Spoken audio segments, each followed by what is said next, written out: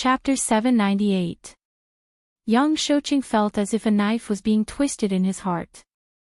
You just had an operation. Don't be so agitated. Don't cry. Seeing the pain and helplessness on his face, Yan Bingqing was even more certain that Yang Shouqing was the only person she could cling onto at this moment. Therefore, she immediately put on a pained expression and cried, "Brother Qing, I didn't know I was pregnant. If I knew I was pregnant with your child, would have been very, very careful. But, what should I do? The baby has been miscarried. Brother Qing, our child is gone." Sob, sob, sob. If it hadn't been miscarried, would have thought of quitting the entertainment industry, giving birth to the child, and raising it well. I heard from the doctor that the child has already taken shape. It's a boy. Yan Bingqing was weeping so hard that her beautiful and haggard face was extremely pale. However, what she said tugged at his heartstrings. How could Yang Shouqing bear to see her in such a miserable state? He couldn't help but hug her and hold her in his arms. His rough hands kept stroking her back gently. When he heard that she was willing to give birth to the child, raise it, and even quit the entertainment industry for his sake, Yang Shouqing's heart was even more touched. He felt even more heartache for her. Mo Yen, who was standing by the side, was expressionless. However, he snorted in his heart. Sometimes, people were really strange things. Especially this Yan Bingqing.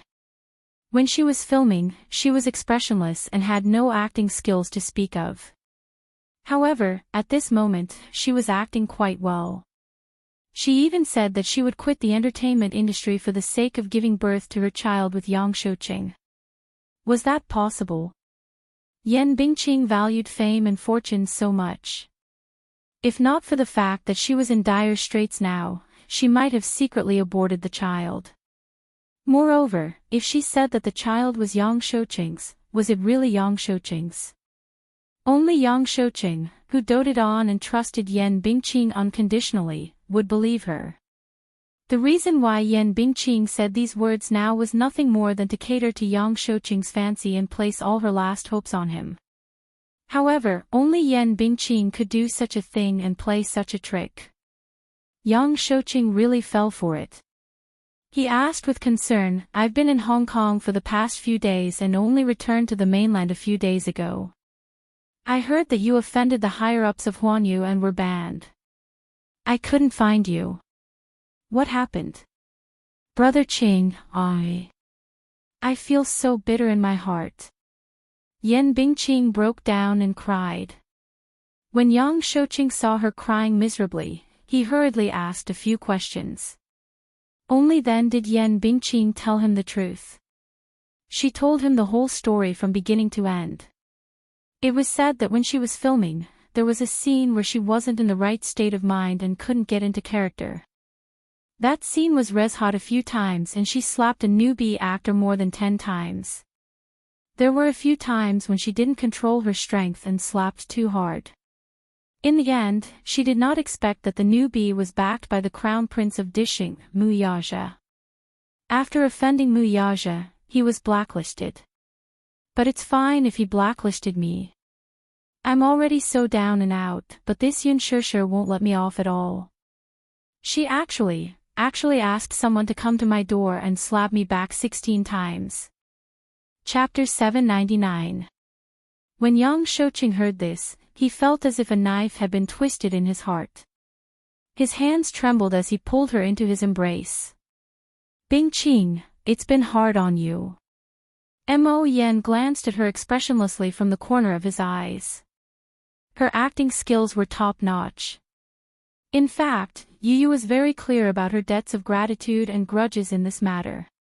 She left after giving 16 slaps, not one more, not one less. At that time, Yan Bingqing did not even know that she was pregnant, so there was no such thing as punching and kicking. Yan Bingqing had always been good at stirring up trouble. On this point, Mo Yen was very impressed. Brother Qing, what should I do? Now that I'm in this state because of that woman, is my life completely ruined? Yan Bingqing cried as she said, that woman is really ruthless. Even if I've done something wrong, she doesn't have to be so ruthless, right? To ban me to this state, what kind of mistake have I made? I've already sincerely apologized, but she forced me to this point. Not to mention the entertainment industry, I can't even survive in the mainland. My life is over, it's over. This Mu Yaja is too ruthless. Yang Shouqing nodded, his face sullen. However, this was the tricky part. In the huge capital, Yang Shouqing was not afraid of anything, but he did not dare to offend the Mu and Gu families.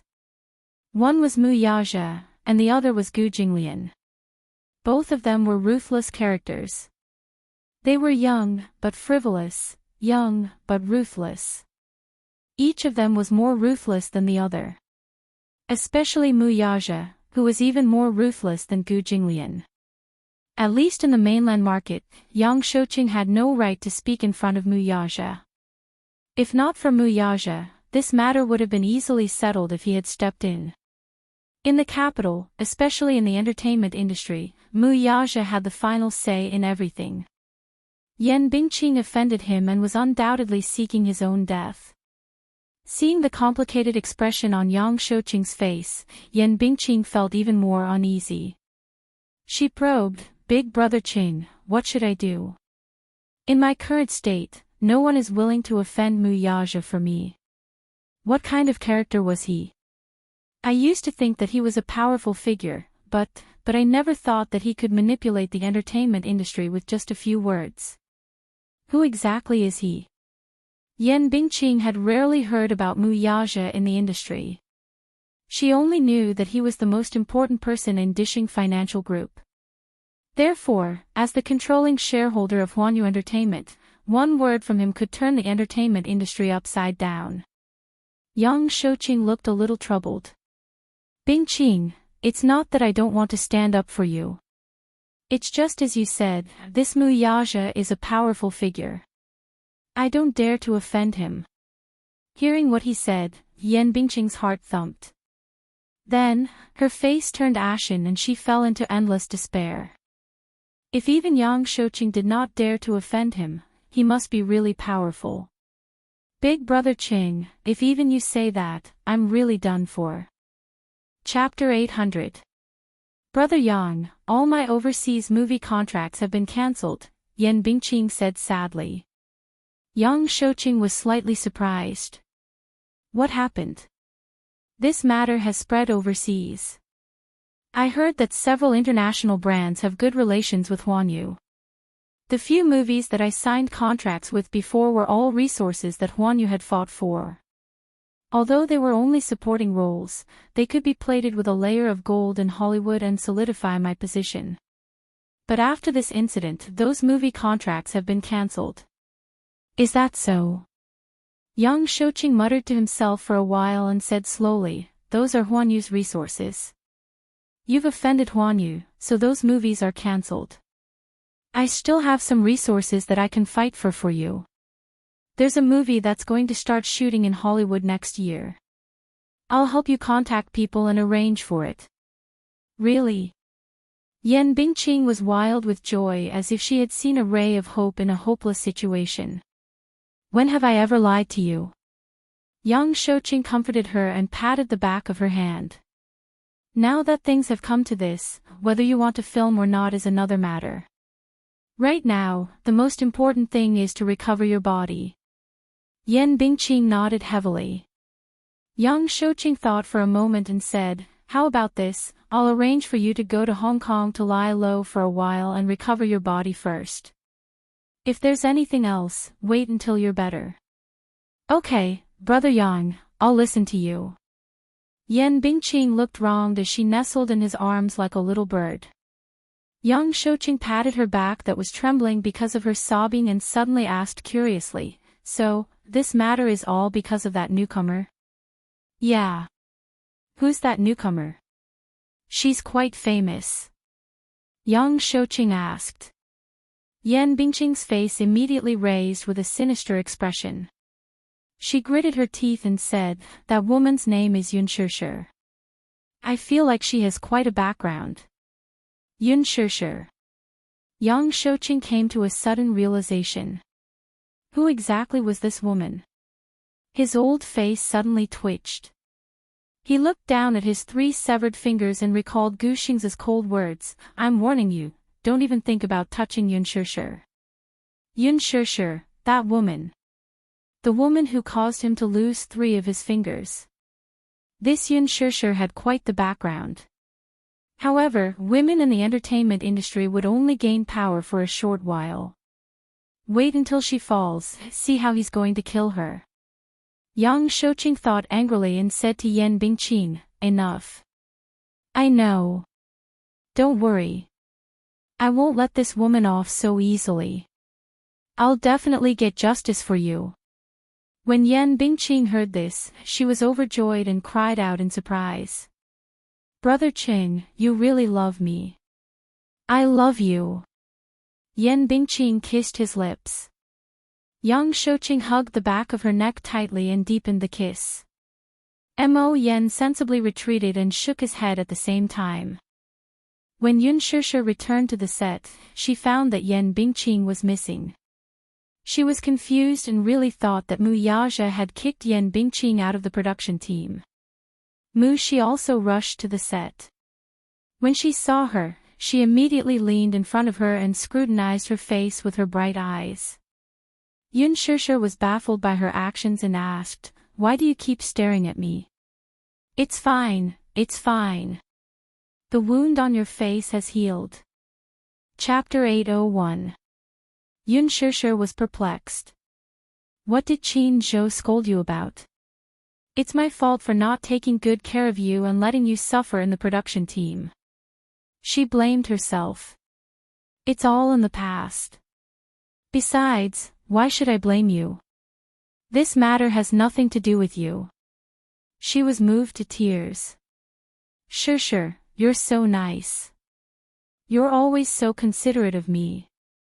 Yun Shirshir patted her head. "All right. Aren't I all better now?"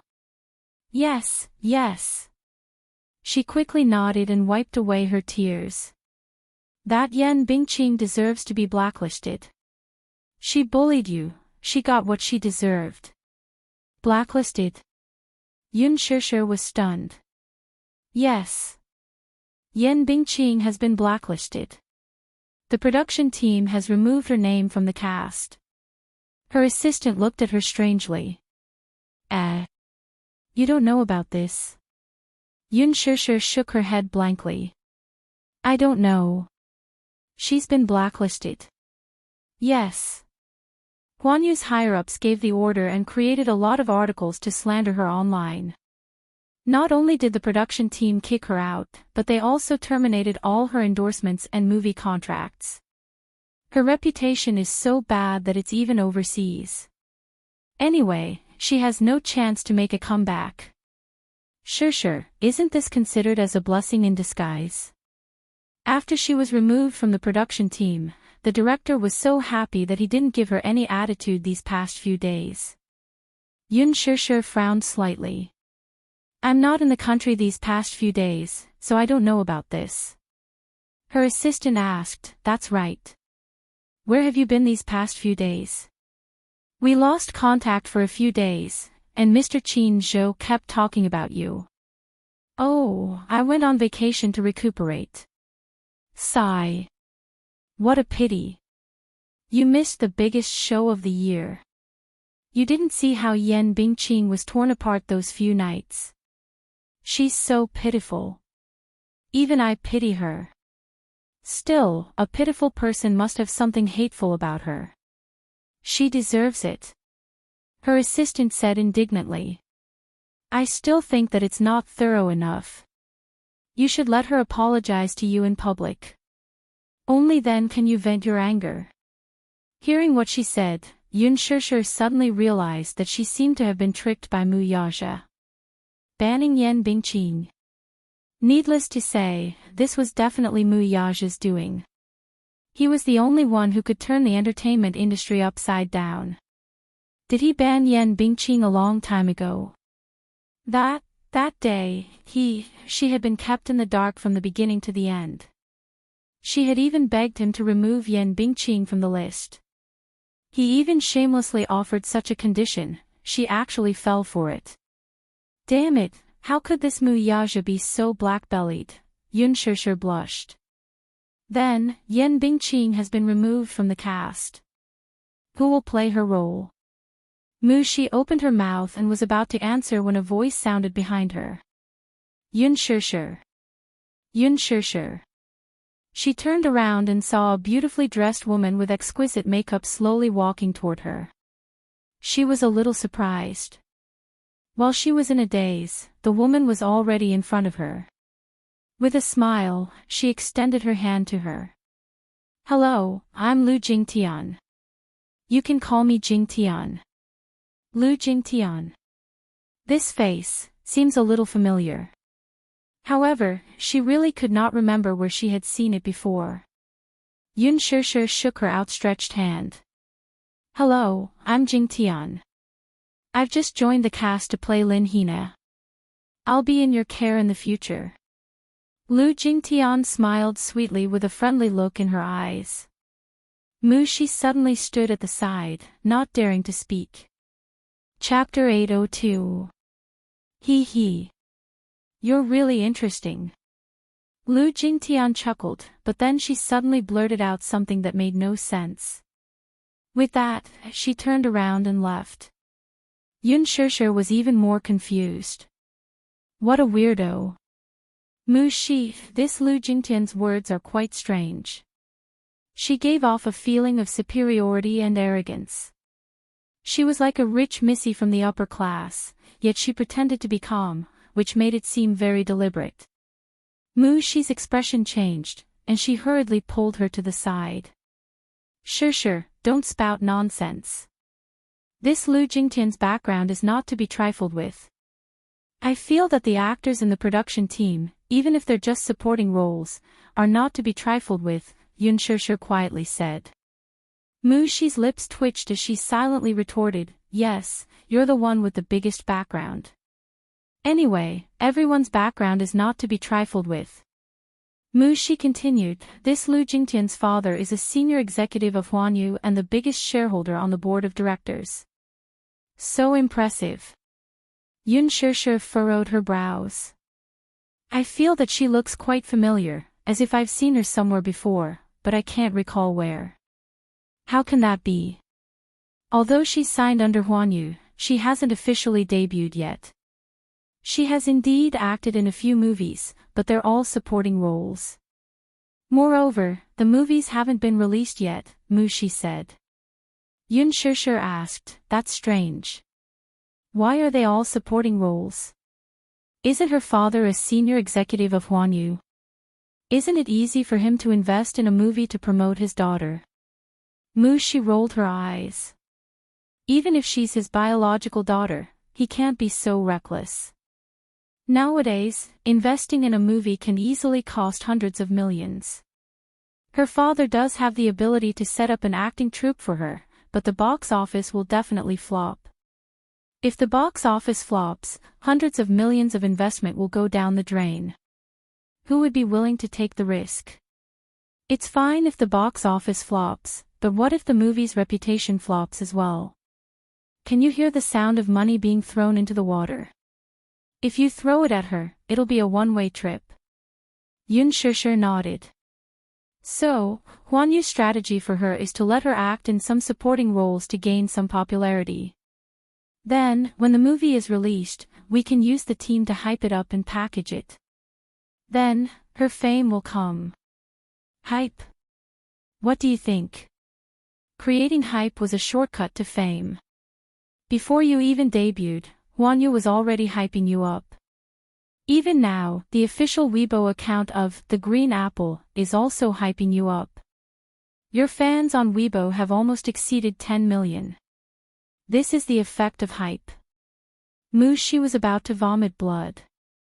This Yun Shishir was simply the best artiste she had ever managed. Other artistes only cared about how to increase their fame, but she only cared about how to act well, one had to know that she was now in a gold medal production team. Everything was in her favor. It could be said that it was the best time to create hype. Her reputation online couldn't be any better. Many people were very supportive of her role as Yin Xiaochuan and were willing to support her. What's more, everyone in the crew was a topic of conversation. Yang Mi, Li Jiuxian, and Gu Xingze, which one of them wasn't the hottest idol in the world? Even if she uploaded a selfie with Gu Xingze on Weibo, it would still be a hot topic and gain popularity. However, this Yun Shishir, let alone creating hype, only updated her Weibo once every few days, and it had nothing to do with filming. Chapter 803. It was no wonder that Yan Bingqing hated her. She did not know how to make use of the resources she had. How are we going to hype her up? Yun Shishir was curious about how Huanyu was going to promote her. I heard that Huanyu wanted to use Gu Xingze's fame to hype her up, but Gu Xingze didn't agree to it. Why didn't he agree to it? Gu Xingze's fame was at its peak. As long as he used Lu Jingtian to gain some popularity, she would become famous. Do you think everyone is like you? Back then, Huanyu used Gu Xingze to hype you up, and Gu Xingze was actually willing to cooperate. Xingze is really strange. He's willing to use his fame to promote you, but not Lu Jingtian. I don't understand him. Her assistant had a strange look on her face. Yun Shishir was stunned. When she had just debuted, Huanyu had used Gu Xingze's popularity to promote her. The outside world had speculated that she and Gu Xingze had a close relationship, and they were even rumored to be lovers. Hence, at the movie's opening ceremony, the reporter's series of questions about this issue caught her off guard. Xingze has never liked being hyped up. Shishir, you may be the only exception. In order to promote Lu Jingtian, Huanyu threatened and enticed him. They even offered him 0.1% of their shares, but he didn't agree. It said that Huanyu had originally planned a script to promote Lu Jingtian as Gu Xingze's rumored girlfriend, but Gu Xingze refused and didn't give them any leeway.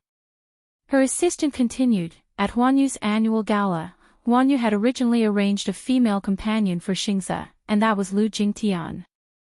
In the end, Gu Xingze invited you to be his female companion. Only Gu Xingze would dare to do so. Huanyu didn't dare to do anything to him. After all, Xingze is now one of Huanyu's shareholders. With his status, Huanyu wouldn't dare to act rashly if he didn't agree. Yun Shishir was stunned. At that gala, Xingze's female companion was originally Lu Jingtian. Yes. Xingze had initially agreed to it, but he ended up inviting her instead. Lu Jingtian was almost angered to death when he suddenly kicked her out. In a hurry, she had no choice but to rush to the gala alone. The topic is gone, and so is the buzz. That day, you were in the limelight as Gu Xingze's female companion. Don't be fooled by her courteous attitude toward you earlier, who knows if she hates you deep down. Thank you for reminding me. Yun Shishir was halfway through her words when she suddenly realized something. It suddenly dawned on her why she found the other woman so familiar when she saw her earlier. At the mention of the gala, she recalled that Lu Jingtian was the woman who had tried to trip her up at the gala. He did not recognize her because her makeup was different from the day of the gala. On the day of the banquet, she was dressed extravagantly and wore heavy makeup. Today's makeup was more plain, so he couldn't recognize her immediately. Yun Shishir silently complained in her heart. This level of makeup was not much different from plastic surgery. It was no wonder she couldn't recognize her, it was as if she had changed her face.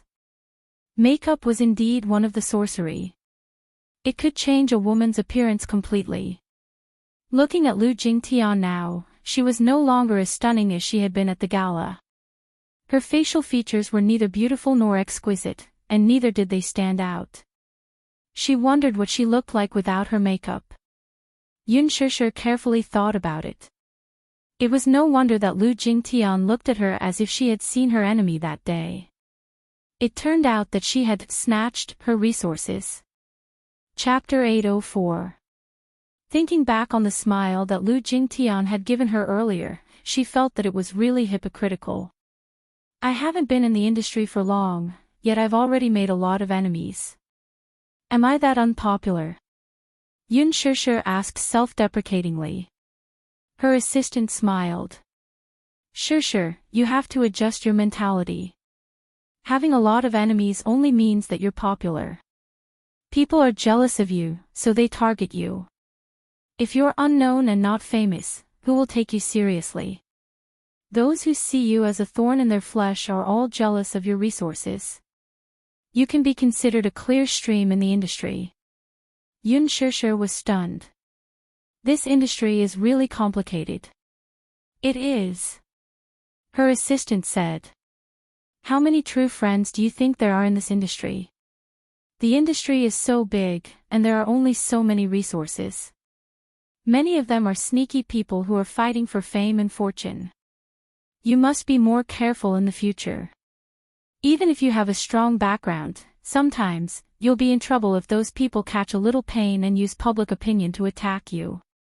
Water can carry a boat, but it can also capsize it. You must maintain your image in front of your fans. Her assistant's advice was very pertinent.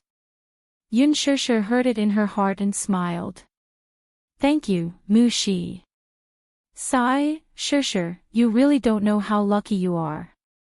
If you don't have Huan Yu supporting you, how can a newbie like you win against Yan Bingqing?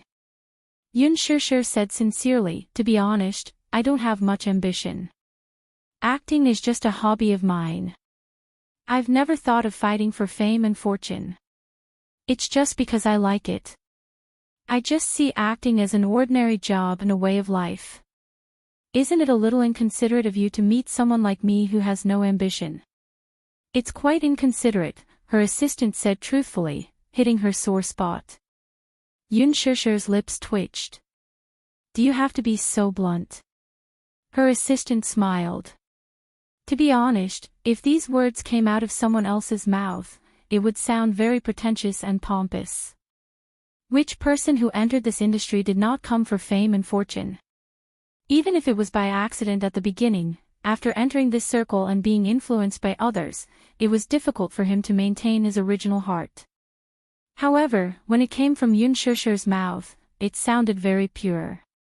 If many artists had such unique resources like hers, they would have used all means to create hype. But Yun Shishir really treated acting as a job. But this circle is not an ordinary one. You have to be careful. Over the next few days, after Lu Jingtian joined the production team, her main task was to catch up on Yan Bingqing's scenes. Previously, Yan Bingqing acted as Lin Hana's character. After that incident, Yan Bingqing was banned and removed from the cast. Those scenes had to be res hot. There were many scenes where Yun Shishir and Lin Hana had to be filmed together. Lin Fengtian kept the close-up shots of Yun Shishir, but the other scenes had to be res hot. It had only been a few days since Lu Jingtian joined the production team. In the past, the production team had always been careful around this young Missy, who was born in Huan Yu's top management. Lu Jingtian was famous for her temper, which was not much better than Yan Bingqing's. In the past, when she was filming in another production team, she would often vent her anger on the production team whenever she had a disagreement. Her temper was notoriously bad. Chapter 805. From the start to the end, the gentle and friendly side she displayed in front of the production team took everyone by surprise. What was also surprising was that she did not find trouble with Yun Shishir and got along well with everyone in the production team. When it came to the basement scene, Lu Jingtian did not make things difficult for Yun Shishir like Yan Bingqing did. Instead, she did her homework in advance. Her gaze, positioning, lines, and expressions were all done in one go. For the slap scene, she used Meng Qiqi's technique and did not insist on using real weapons like Yan Bingqing did. Hence, she passed the scene with just 3 NGs. The result was very good, and Lin Fengtian was very satisfied. Mu Shi was shocked. It was said that a dog could not change its habit of eating feces. Lu Jingtian's personality had changed drastically. She was no longer as arrogant and unreasonable as before. It was as if she had become a completely different person. Shi was taken aback and found it hard to believe. However, Yun Shishir was naturally happy to be able to get along with her peacefully. Ever since Yan Bingqing's incident, those in the production team who had offended Yun Shishir in the past had sincerely apologized to her. This included Yang Mi, who had changed her attitude toward her and was intentionally or unintentionally close to her. After getting along with her, Yun Shishir felt that Yang Mi was a decent person. Although she was a little shrewd and scheming, she was not like Yan Bingqing, who had so many thorns that it hurt. Yang Mi had debuted for almost 10 years. She had acted in a drama when she was young and officially entered the entertainment industry at the age of 17. In terms of qualifications, she was also a senior. Yun Shishir had always been humble toward her. Yang Mi had also completely changed her opinion of her. Initially, she was a little annoyed with Yun Shishir, thinking that this newbie must have used dirty means to obtain so many resources when she had just debuted. However, after getting along with her, she admired Yun Shishir's true nature and turned her enemy into a friend. Sometimes, she would even upload selfies with Yun Shishir on Weibo. Yun Shishir also learned how to use Weibo and often interacted with the other actors in the production team. However, the only thing that troubled Yun Shishir was Gu Xing's indifference towards her. One day, the weather was hot, so she specially bought water to distribute to the crew. Gu Xingze had just finished filming and was about to enter the waiting room. Yun Shishir saw him and handed him a bottle of water. However, Gu Xingze acted as if she was invisible and brushed past her without even looking at her. While Yun Shishir was still in a daze, he walked into the lounge and closed the door, leaving her outside. What had happened to make him so estranged from her? Could it be because of what happened that day? Yun Shishir inevitably felt down. In her heart, Gu Xingze was undoubtedly a senior worthy of respect. He had helped her a lot, but now, he was like a stranger to her. She could not help but feel disappointed.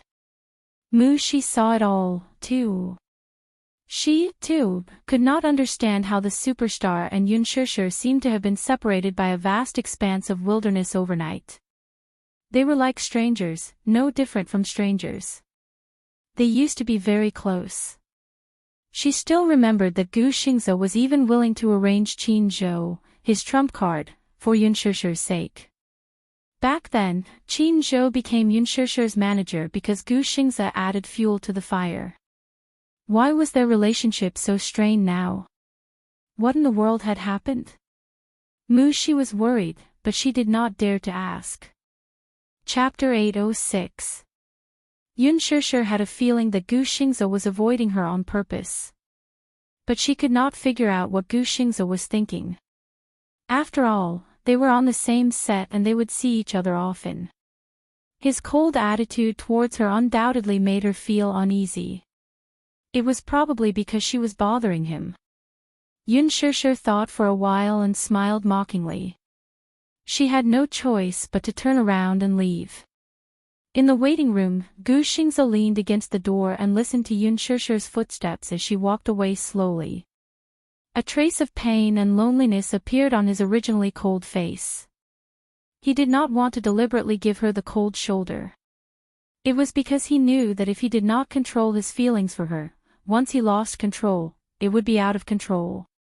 It was not that he was a coward and did not dare to fight for her, but that he might not even have the right to fight for her. The person in Yun Shishir's heart was not him, was it? Then, his love would only become a burden and hurt her. Maintaining distance and estrangement was the only way. This was the first time in his life that he had feelings for a woman, but it was probably going to end in vain.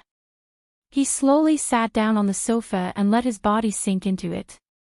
He casually picked up a bottle of mineral water, opened it and took a few sips. Suddenly, he was upset and raised his hand to throw the bottle of mineral water at the makeup mirror. Crack, crack, crack. Cracks appeared on the huge mirror. The table was in a mess.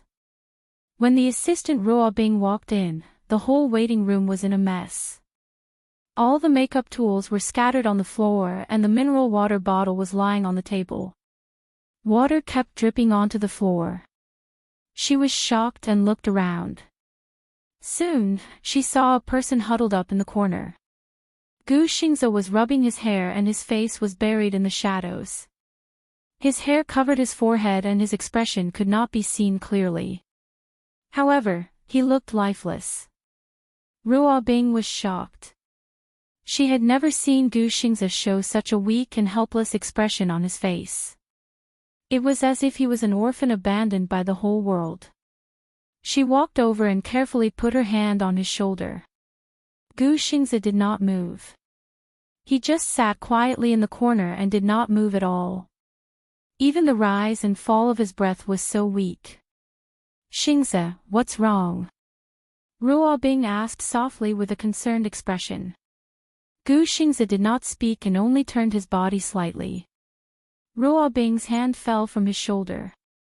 She looked up at the room and the messy dressing table and shook her head slightly. She said softly, Xingze, I'll clean this place up first. Well, if there's anything you're unhappy about, you can tell me. Gu Xingze remained silent and did not say a word. Ruo Bing began to clean up. She cleaned the water stains on the floor and tidied up the bottles on the dressing table. Suddenly, she heard the sound of a cigarette lighter behind her. Her face froze for a moment. She turned around and saw that he had lit a cigarette. She was shocked. When did he start? He did not have the habit of smoking in the past. After recovering from her shock, Ruo Bing quickly walked over and took the cigarette between his fingers. She stepped on it and put it out on the ground. Gu Xingze raised his head slightly. His eyes were covered by his fringe and revealed a cold gaze. Ruo Bing was slightly shocked by him, but she still mustered up her courage and asked, Xingze, why did you suddenly start smoking? Chapter 807. You can't smoke anymore. You still have to record an album tomorrow and record a demo for the movie theme song. Your throat will be damaged if you continue like this. Gu Xingze glanced at her coldly, but quietly took out another cigarette from the cigarette box, lit it again, and took a deep puff. The flickering sparks were weak, but they lit up his cold eyes. Ruo Bing could not do anything to him. She squatted down and said patiently, Xingze, is there something bothering you?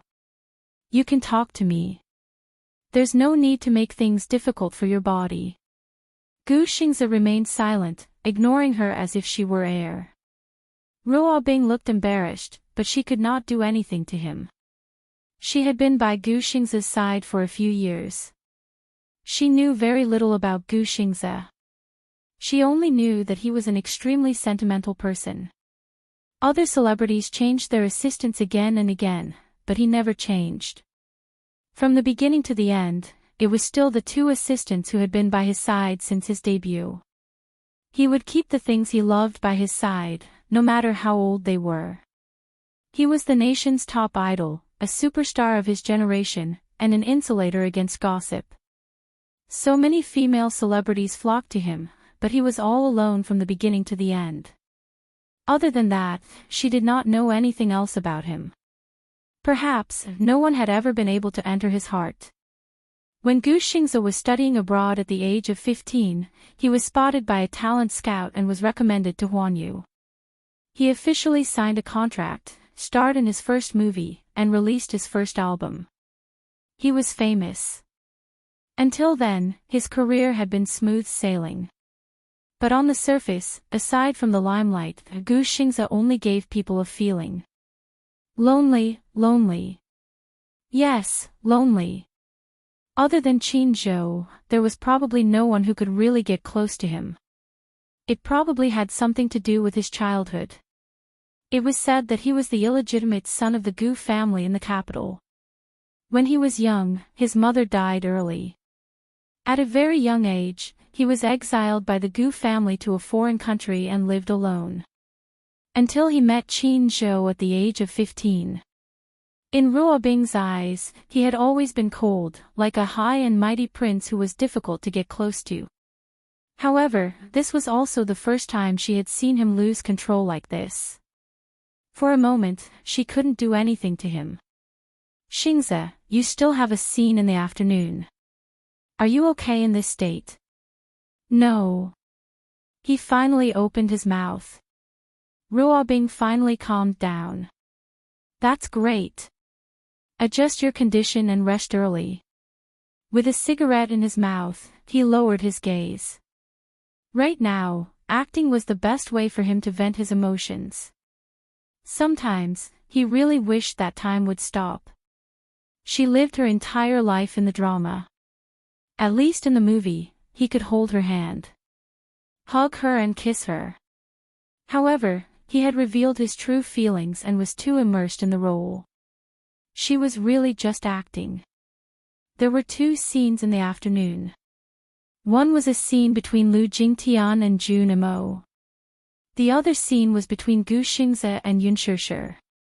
These 2 scenes were very important in the book. Jun Imo did not appear much in this movie, but every time she appeared, there was an important plot. She had just stepped into the film industry and was not good at acting, so she put in a lot of effort into the script. She also often looked for Yun Shishir to practice with her lines. She worked very hard to memorize the lines of a scene several times.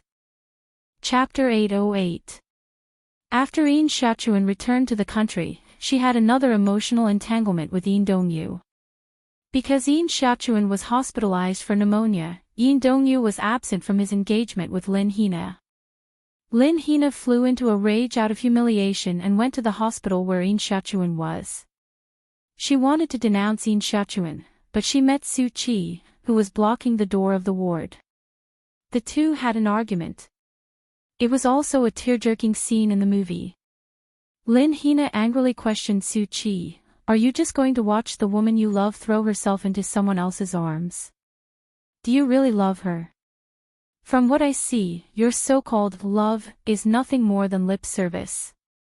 Are you really willing? Giving away the woman you love so much to someone else?" Su Qi calmly said, "I love her, so I'll give her the greatest freedom." For this scene, Jun Imo had specially rehearsed it with Yun Shishir many times. As a result, Yun Shishir almost memorized the script by heart. She had put in a lot of effort, so when it came time to act, Jun Mo's performance was very good. She was full of emotions, her lines were affectionate, and every expression on her face was well managed. Especially at close range, the tension in Jun Mo's eyes gave people goosebumps. On the other hand, Lu Jingtian was in the right state, but her expression paled in comparison to Jun Mo's. Especially that line, "Su Qi, you're such a coward for pushing the woman you love to someone else." She laughed several times.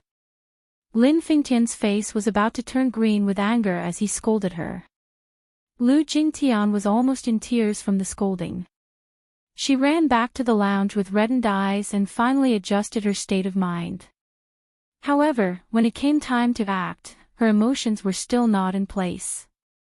She had NGs again and again. Lin Fengtian was so angry that he scolded her again. She really wanted to cry, but no tears came out. Lin Fengtian was so angry that he pointed at her and scolded her in front of everyone. "Lu Jingtian, I really can't be bothered to scold you. D***M it, what kind of bullsh***T are you acting? Do you think you're acting very well? Why don't you take a look at what you're acting as? Also, go back and look in the mirror and see what makeup you're wearing. It's so thick, are you acting as a delinquent? Don't look at the script when you go back. Take a look at the self-cultivation of an actor. You want to be famous. Bah.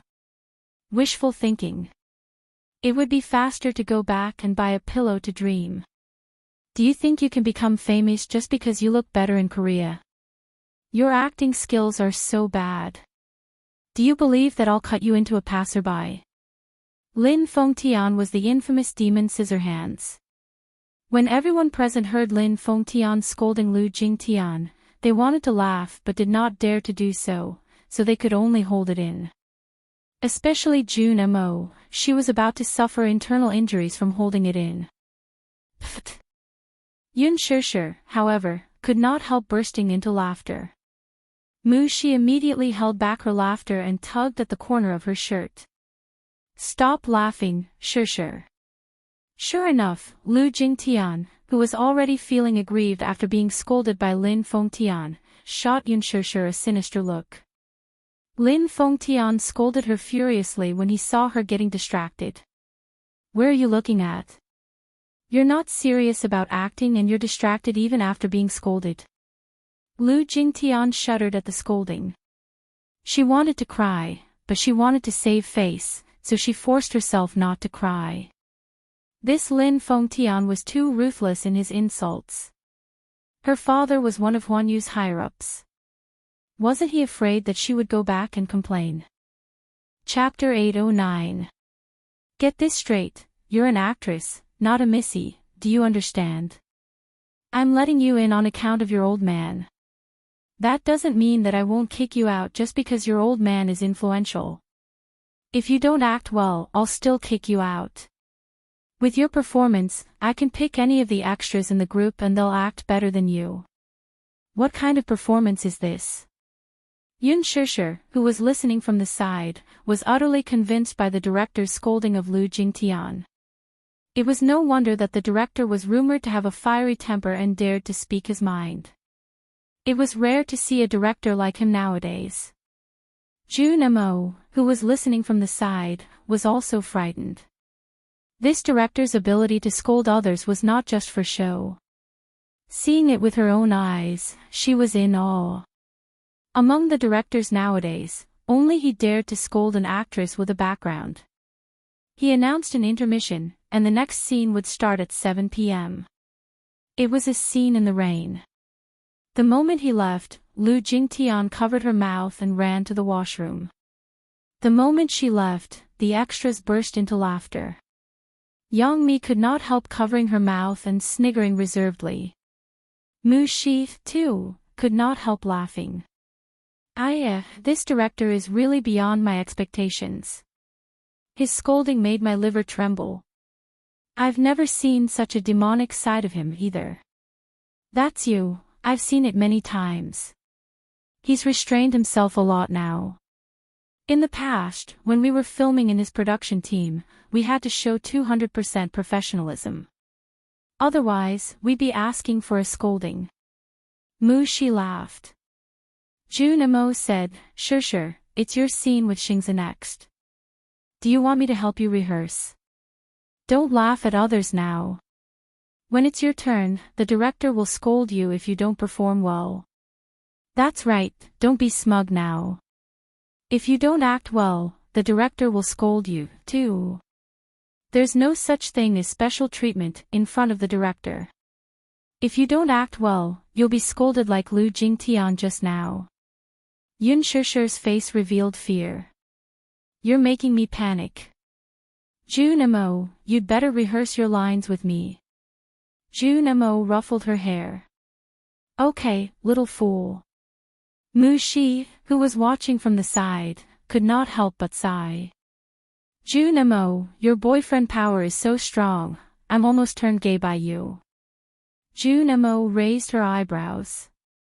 What do you mean? You're so handsome and gentle. I'm about to fall in love with you. Jun Mo blushed and was a little shy. Yun Shishir rebuked, Mu Shi, you're so naughty. You know that our Jun Mo gets shy easily, yet you still tease her like this. Ha ha. In the afternoon, an uninvited guest came to the set. Yun Shishir had just finished rehearsing with Jun Mo and went to buy a few boxes of water to distribute to the staff as usual. She had just returned to the set when she saw a familiar face. Song Enya. Yun Shishir was stunned. Why was she here? She saw Song Enya sitting beside Lu Jingtian, who seemed to have been crying for a long time. Song Enya gently patted her back as if to comfort her. The two seemed to have a good relationship. Could it be that they were friends? Song Enya was here to visit the set. Indeed, birds of a feather flocked together. This saying made some sense. Seeing Yun Shishir looking at Song Enya, Jun Mo looked over and recognized the latter at a glance. She was a little surprised to see Song Enya's gaze on Yun Shishir. Shishir, you know Song Enya. Chapter 8:10. Song Enya looked at Yun Shishir as well. Suddenly, she lowered her head and exchanged a few words with Lu Jingtian. She did not know what they were talking about, but the latter turned to look at her with a pair of eyes that revealed a hint of contempt. Yun Shishir held Jun Mo's arm and wanted to leave, but Song Enya walked over and blocked her path. Oh, I was wondering who it was. Turns out it's the shameless mistress. Song Enya whistled and looked at her with disdain. Lu Jingtian did not step forward, perhaps due to the fact that they were on set. With Yan Bingqing as an example, she did not dare to find trouble with Yun Shishir on set. Song Enya, on the other hand, did not need to be wary of anything. Yun Shishir glanced at her expressionlessly. She could not be bothered to talk nonsense with her and walked around her to leave. Song Enya took a step forward and blocked her path, not letting her go. What's wrong? Are you hiding from me? Are you feeling guilty? A tree needs its bark, and a man needs his face. Since you dared to be a third party, don't feel guilty. Do you still want your face after doing such a despicable thing? Song Enya's words were extremely provocative. It was clear that she wanted to settle old scores with Yun Shishir. Song Enya's voice was so loud and high-pitched that almost everyone on set could hear what she was saying. However, in the huge set, almost no one except Yang Mi knew her. As the mayor's daughter and a socialite in the upper-class society, Yang Mi naturally knew who she was. It was just that celebrities like Li Jiuxian, who had just debuted, naturally did not know who the mayor's daughter was. However, when they heard the words mistress and despicable business coming out of Song Enya's mouth, they could not help exchanging glances with each other. Mistress. Yun Shishir is a third party. Yang Mi frowned slightly. She did not know what was going on, but she knew that Song Enya was clearly looking for trouble with Yun Shishir. It can't be, right? Who's this woman? I don't know her, but she's so pretty. She's even prettier than Lu Jingtian. She doesn't look like a celebrity. Look at her noble aura and arrogant attitude. She looks like a rich missy. Yes. She's more elegant and beautiful than Lu Jingtian's. What does she mean by Yun Shishir being a mistress? Is Yun Shishir's a third party? How's that possible? I don't believe it. How can Shishir be a third party? Everyone could not help but whisper behind the scenes. Jun Mo, who was listening from the side, frowned. Just as she was about to step in, Yun Shishir reached out to stop her. She then met Song Enya's provocative gaze, but her face remained calm and collected. Miss Song, you're sick, and you're seriously sick. You, s-nots. She's his eyes. Song Enya's eyes turned sharp. How dare you say that I'm crazy? What right do you have to talk to me like that? Oh, my. You see, your princess syndrome is quite serious. It's terminal. Yun Shishir's lips curled into a mocking smile, neither servile nor overbearing. Yun Shishir, I didn't expect you to be so shameless.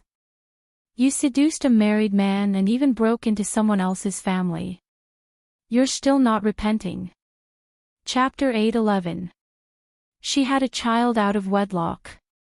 As soon as Song Enya finished speaking, there was an uproar on set. Everyone looked at Song Enya, then at Yun Shishir, and found it hard to believe. Yun Shishir had an illegitimate child. She was a third party. Such explosive news. It must be fake, right? Yun Shishir did not seem to be such an evil woman. However, this woman did not seem to be spouting nonsense either. Her words were clear and logical, and it did not seem like she was spouting nonsense. Could it be that Yun Shusher really had some unspeakable gossip? It was not impossible. As a newcomer, she was blessed with unique resources and was so popular. Before the movie was even released, her limelight had already overshadowed Gu Xing's Heavenly King halo. It was indeed unbelievable. Could it be that, like what this woman said, she had stepped into a rich family and hooked up with a mysterious sugar daddy? After being in the entertainment industry for a long time, one would understand that there was no such thing as a groundless rumor. For a moment, everyone was talking about it, and countless suspicious gazes fell on Yun Shusher. Yun Shusher's face was calm as she looked at her calmly.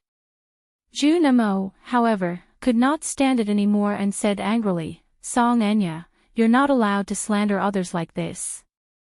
You said that Shusher is a third party and that she had a child out of wedlock. Do you have any evidence?" Song Enya looked at her with disdain. "What are you shouting for?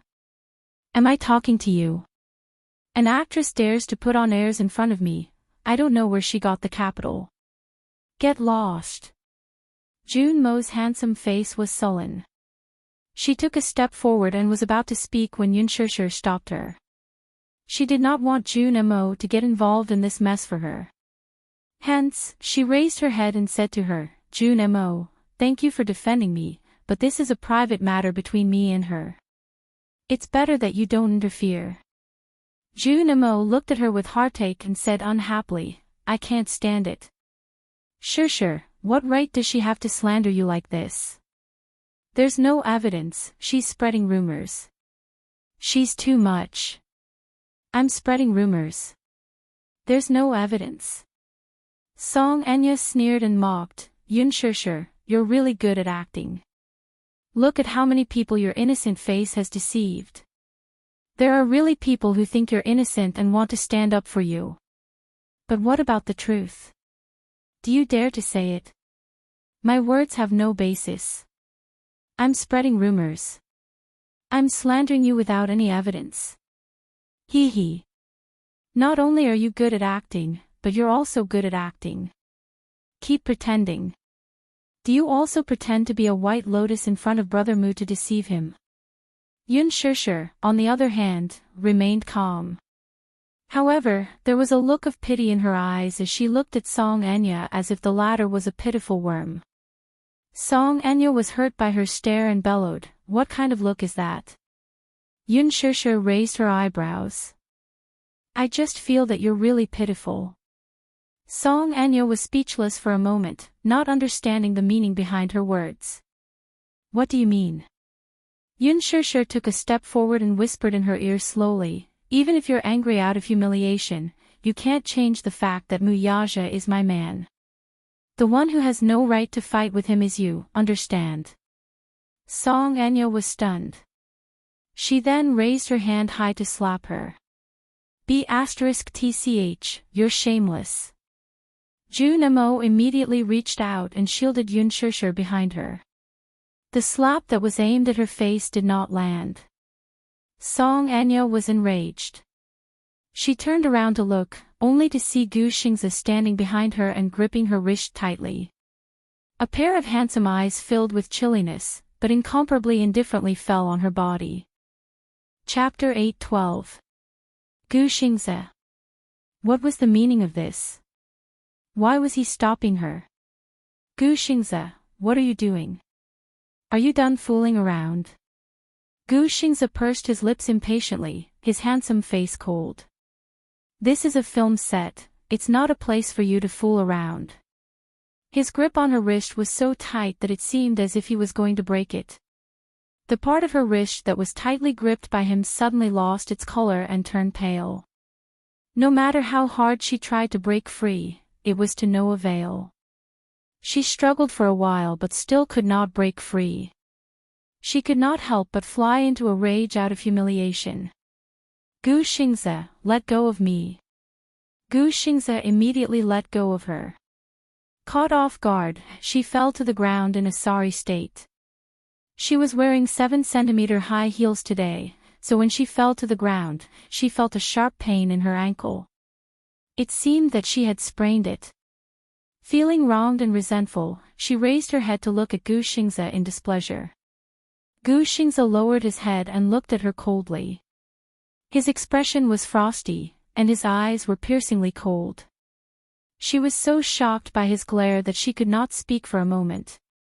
Lu Jingtian turned pale with fright when she saw this. She immediately went forward to help her up. Gu Xingze, why are you helping her, too? She was so angry that she even forgot to maintain her composure. Gu Xingze expressionlessly said, Song Enya, I don't have the patience. Don't be unreasonable in front of me, it's very annoying. She was so frightened by his cold glare that she fell silent. Lu Jingtian, who was standing at the side, opened her mouth to say something, but Gu Xingze swept a glance at her and coldly said, Shut up. She did not dare to speak again. Gu Xingze, you're too much. Her eyes were red, and it was obvious that she was about to cry from anger. Have you had enough? I told you to shut up, didn't you hear me? Gu Xingze suddenly raised his voice. Who let this miscellaneous person in? Miscellaneous personnel? Song Anya was startled. Just as she was about to retort, Lu Jingtian sensibly tugged at her arm, gesturing for her to stop talking. The security personnel rushed over at once. Glancing at Song Anya and Gu Xingze with trepidation, he whispered, It's me. From tomorrow onwards, you don't have to come anymore, Gu Xingze said coldly. The man was shocked at first, but then he nodded helplessly. Gu Xingze said again, Chase her out. In the future, no one is allowed to enter. Song Anya stared at him in disbelief, but before she could say anything, she was chased out of the set by the security personnel who had rushed over upon hearing the news. From beginning to end, Jun Mo shielded Yun Shishir behind her. Only after the latter was chased away from the set did she turn around with a worried look and ask, Shishir, are you all right? Nothing. What can happen? Yun Shishir raised her eyebrows, but she didn't think much of it. Aren't you angry at her for saying that about you? Why should I stoop to her level when she's just a lunatic? Lu Jingtian glanced at her, snorted, and returned to her seat. Gu Xingze suddenly walked over and grabbed Yun Shishir's arm tightly. Startled, she looked up and saw a strange anger on Gu Xingze's face. Xingze, Gu Xingze pulled her away. Yun Shishir was confused. She did not understand what he was trying to do and only let go of her hand when he pulled her to a secluded corner. Xingze, what's wrong with you? Chapter 8:13. Yun Shishir was shocked by his sudden action. She looked up blankly and saw him looking down at her. His eyes were deep and his face was sullen. Xingze, just now, she said that you were a third party and that you had a child out of wedlock. Gu Xingze opened his thin lips slightly and said coldly, How do you feel after hearing such humiliation? Yun Shishir was stunned by his question and did not speak for a long time. Why? You're not talking. Is this your choice? Gu Xingze glared at her angrily. Yun Shishir, is this your choice? Do you like to humiliate yourself so much? What do you mean? What can he give you? Glory and wealth. A glorious title or endless fame and fortune. And then, these slander, humiliation, abuse, and contempt. Are all these what you want? Yun Shishir was stunned. Even though his face was cold and his tone was cold, she still caught a flash of pity in his eyes. He was feeling sorry for her. Yun Shishir was a little speechless. Gu Xingze continued, Glory and wealth, fame and fortune, I can give you what he gave you. But, if I were your man, would never let anyone slander you, humiliate you, or abuse you. Yun Shishir was tongue-tied. Gu Xingze's tone suddenly became gentler. His handsome face moved closer to her and the anger in his eyes was replaced by tenderness and vulnerability. He looked at her with heartache and wanted to hug the woman in front of him tightly. But he couldn't. Gu Xingze closed his eyes and said in a hoarse voice, Sure, if you met me before him, would you choose me? If she met him before Mu Yaja, would she choose him? Yun Sure was stumped by this question. Xingze, I've always treated you as an outstanding senior, Gu Xingze interrupted, can you not be a senior? Yun Sure was stunned. Yun Sure, in your eyes, am I really just a senior? Gu Xingze slowly opened his eyes. His voice and eyes regained their calmness. Yun Sure, I've always thought that I was a person who stood aloof from worldly affairs. But after meeting you, for the first time, I wanted to fight for something. He had always thought that his heart would never be moved again. He even thought that he would be alone for the rest of his life. But when he met her, it was as if he had been bewitched. His heart was moved by her. Even when she glanced back, every frown and smile made his heart bleed. You still haven't answered me. Will you choose me? Without Mu Yaja, would you choose to be with me? He persistently pursued the matter, not wanting to give up just like that. As long as he heard the word, yes, from her mouth, he would fight for it by hook or by crook. Yun Sure was silent for a long time before she slowly reached out and pushed him away. I'm sorry, Xingze. Her rejection seemed to leave no room for negotiation. Gu Xingze looked at her expressionlessly. Suddenly, the corners of his lips curled up slightly. Something seemed to be extinguished in his eyes. When Yun Sure came back to her senses and looked up, Gu Xingze had already left. She took a deep breath and pulled herself together. Walking out of the corner, she saw Mu Shi looking for her all over the set. Sure, where did you go? I couldn't find you anywhere. Yun Sure, on the other hand, seemed to be in a daze as she did not hear her words. Chapter 8:14. Sure, where did you go? I couldn't find you anywhere. Yun Sure, however, seemed to have not heard her and was a little distracted. Sure. What's wrong with you? Why are you as lifeless as Xingze? Mu Shi asked helplessly. Nothing, I was thinking about something just now. Pursing her lips, she took out a thermos flask from her handbag and passed it to her. Here. Yun Sure took the thermos flask from her and could not help feeling surprised. What's this? It's ginger soup. I just made it for you. Mu Shi then continued, don't you have a scene in the rain at 7 p.m.? I hope you can do it in one take. Quickly take a hot shower after you're done and drink the ginger soup. Otherwise, you'll catch a cold easily. Mu Shi knew that today's scene was a scene in the rain, so she quickly cooked a bowl of ginger soup. Yun Sure thanked her gratefully. Thank you. It's nothing. I'm your assistant. I've arranged everything for you. Mu Shi smiled. At 7 p.m., the sprinklers were in place, and the shooting location was set in the hotel's parking lot. After Lin Fengtian arranged the camera positions, the script clerk rushed over and asked the actors to be in place immediately. This scene was about Yin Dongyu's absence from his engagement with Lin Hina because of Yin Shachuan's fever.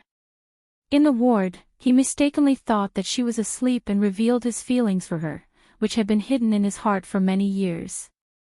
Yin Shachuan suddenly opened her eyes. In fact, she was awake. When she heard that Yin Dongyu also had such restrained feelings for her, she questioned why he was not with her. Yin Dongyu reacted abruptly and panicked. He left the ward and wanted to drive away. Yin Shachuan chased after him. In the rain, the two's emotional entanglement was pushed to the climax. In terms of makeup, Ding Ning specially put on nude makeup for her to highlight her sickly haggardness. When the makeup was done, Ding Ning took a look and could not help but be stunned. Her haggard makeup, pale face and lips, as well as her pair of ethereal eyes, actually revealed a sense of poignant beauty. So beautiful. The script clerk came to rush her again. Yun Shishir quickly got up. On set, the lights and cameras were in place. Yun Shishir just arrived and saw Gu Xingze sitting in his seat with the makeup artist touching up his makeup. Gu Xingze also saw her. His gaze fell on her pale and haggard face, and his heart clenched. However, when he realized that it was because of the makeup, he calmed down. Scene 28, Scene 1. Yun Shishir glanced at Gu Xingze in a daze for a moment before she rushed forward with her umbrella. She had only taken a few steps when Lin Fengtian cut her off. This scene is very important, so I'll have to trouble you to bring out your 200%. Please, Yin Shachuan chased after him anxiously. Where's the anxiety on your face? I'm sorry. I'll adjust my state right away. Yun Shishir immediately apologized. She had indeed been distracted for a moment, so much so that she lost her composure when she took the first step. Lin Fengtian said sternly, Yun Shishir, you're very talented and have a high level of understanding. I hope you won't disappoint me. Even though he admired her, filming was work. If there were any mistakes at work, he would not be merciful. He was very clear about both the inside and outside of filming. Chapter 8:15.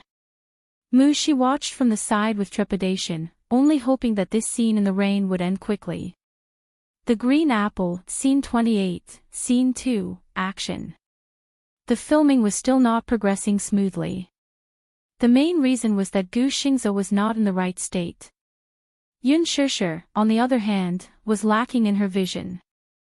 Lin Fengtian, who was sitting in front of the monitor, felt that the two were not in the right state and seemed to be preoccupied with their own thoughts.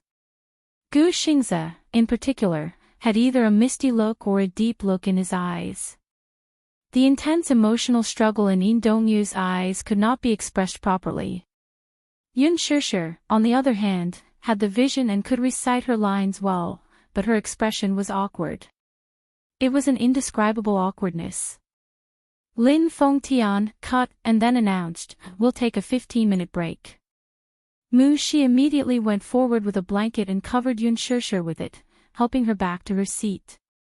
Gu Xingze sat beside her, too, but he did not look at her, treating her as if she were air. There was no interaction throughout. Lin Fengtian was observant and vaguely sensed that there was something fishy between the two. Hence, he walked to Yun Shishir, sent Gu Xingze away, and sat in his seat. Shishir, you're not in the right state today. What are you thinking about? I was distracted. Sorry. He waved his hand. I don't want to hear this. Have you been in a relationship before? I guess. I've been in a relationship before. Imagine him as the man you love deeply and then put yourself in the role. Imagine the man you love deeply, and he clearly loves you back, but he doesn't dare to love. He played up her emotions. For the next scene, you must show Yin Shachuan's anger and hysteria. Yun Shishir was very perceptive and easily understood what he wanted her to express. Director Lin, thank you, I understand. Try to pass in one scene. With that, he walked to Gu Xingze's side. His face sank in an instant. Xingze, for this scene, you just need to follow your inner struggle. Gu Xingze was stunned. Lin Fengtian tapped the table with his fingertips and snorted. Do you think I can't tell? You like Yun Shishir, don't you? Gu Xingze looked up. His face was pale and his eyes were hollow. Your current state of mind is very suitable for this scene. Yin Dongyu's inner drama. Think about it carefully and express all your inner thoughts later. That will do. Lin Fengtian's eyes were sharp. How could he not see Gu Xingze's feelings for Yun Shishir? He liked her. But this fondness could only be buried in the bottom of his heart. Gu Xingze frowned slightly. Lin Fengtian stood up and patted him on the shoulder. Think about it carefully. Try to pass it in one go. With that, he left. Gu Xingze looked up and his eyes met with Yun Shishir's. She was sitting not far away from him. When she saw that he was looking at her, she immediately looked away. 15 minutes passed quickly. Yun Shishir and Gu Xingze returned to the scene. The staff held up a hose and sprayed it into the sky, creating an artificial rain curtain. The Green Apple, Scene 28, Scene 7, Action. Yin Dongyu. Yun Shishir screamed hysterically. From the start, she was in the right state of mind. This scream was so loud that her voice almost broke. Chapter 8:16. Gu Xingze stood in the rain with his back to her. Yun Shishir rushed into the rain.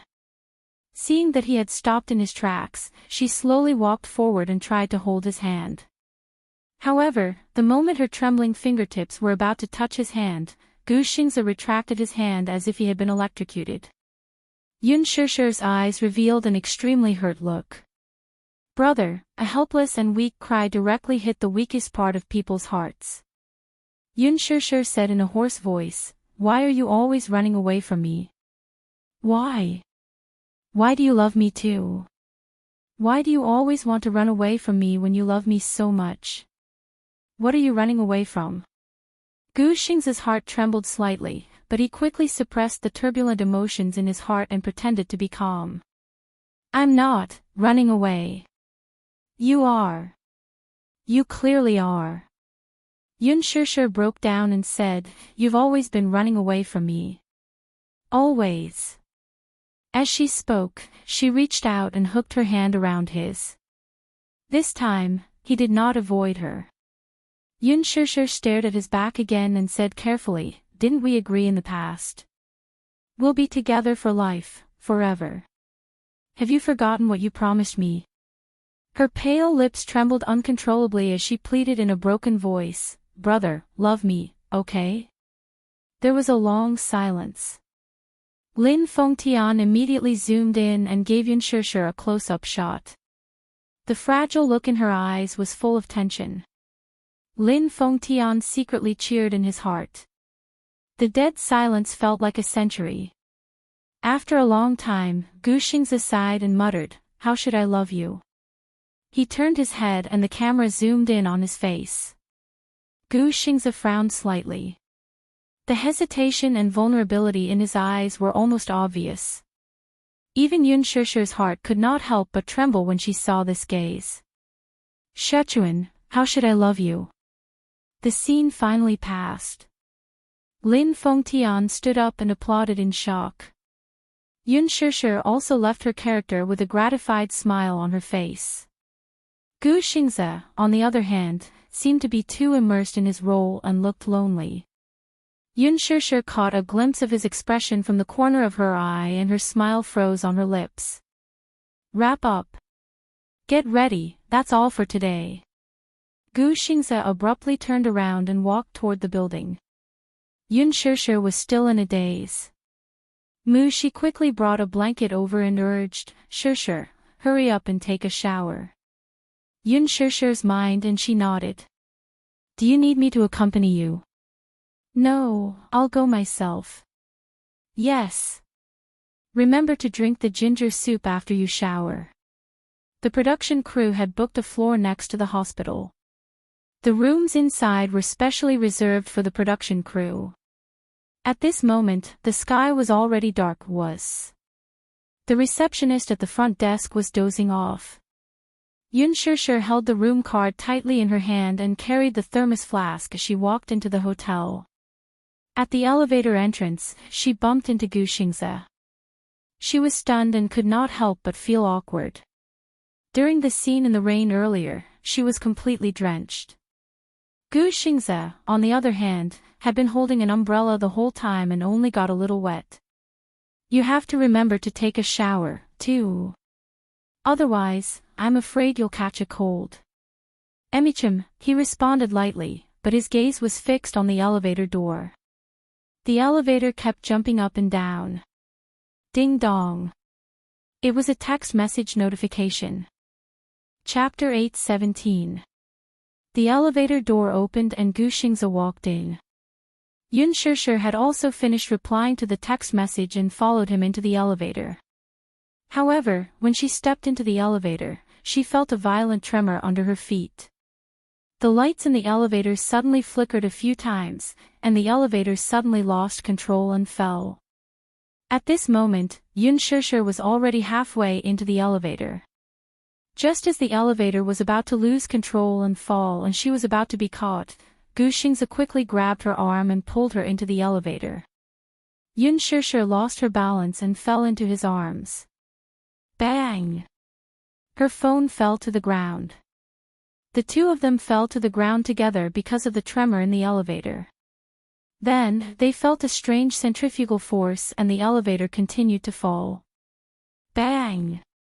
It was as if it had fallen to the bottom.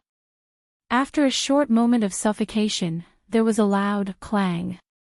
The entire floor of the elevator seemed to have collided violently, and it was so loud that their ears were buzzing.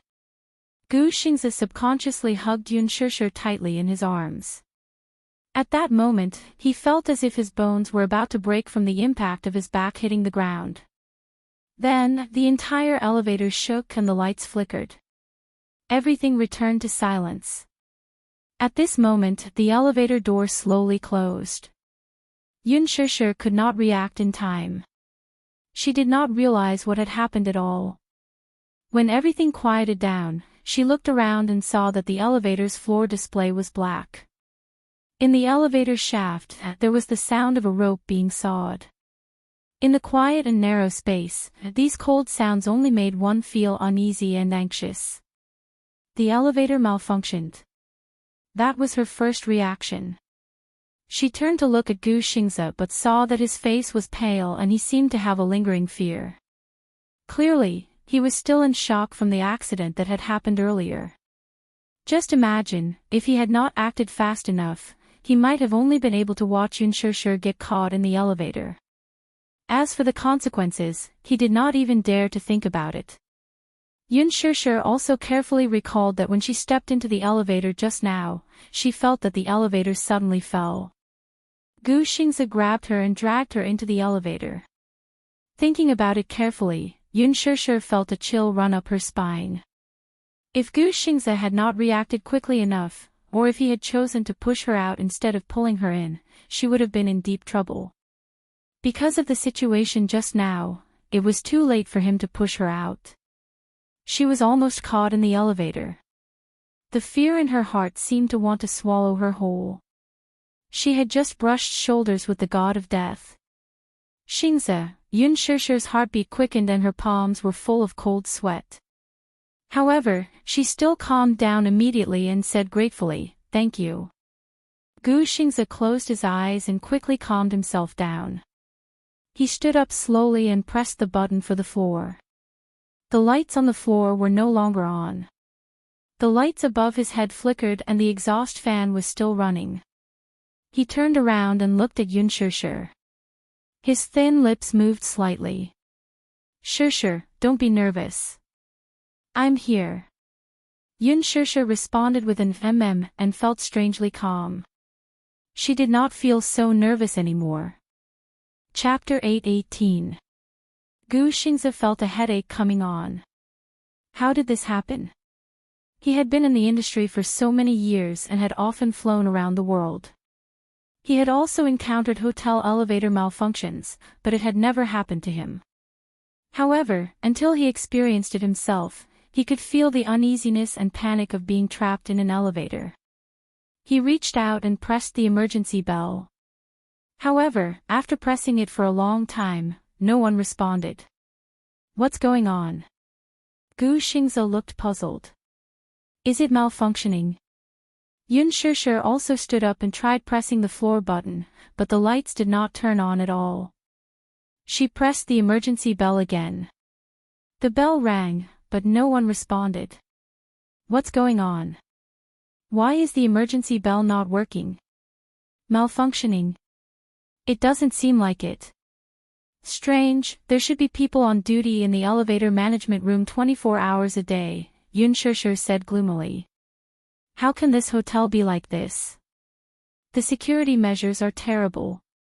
This hotel is a small one. Many hotels are like this, Gu Xingzi said. Yun Shishir asked, have you encountered this before? Yes, I have. I saw it on the news.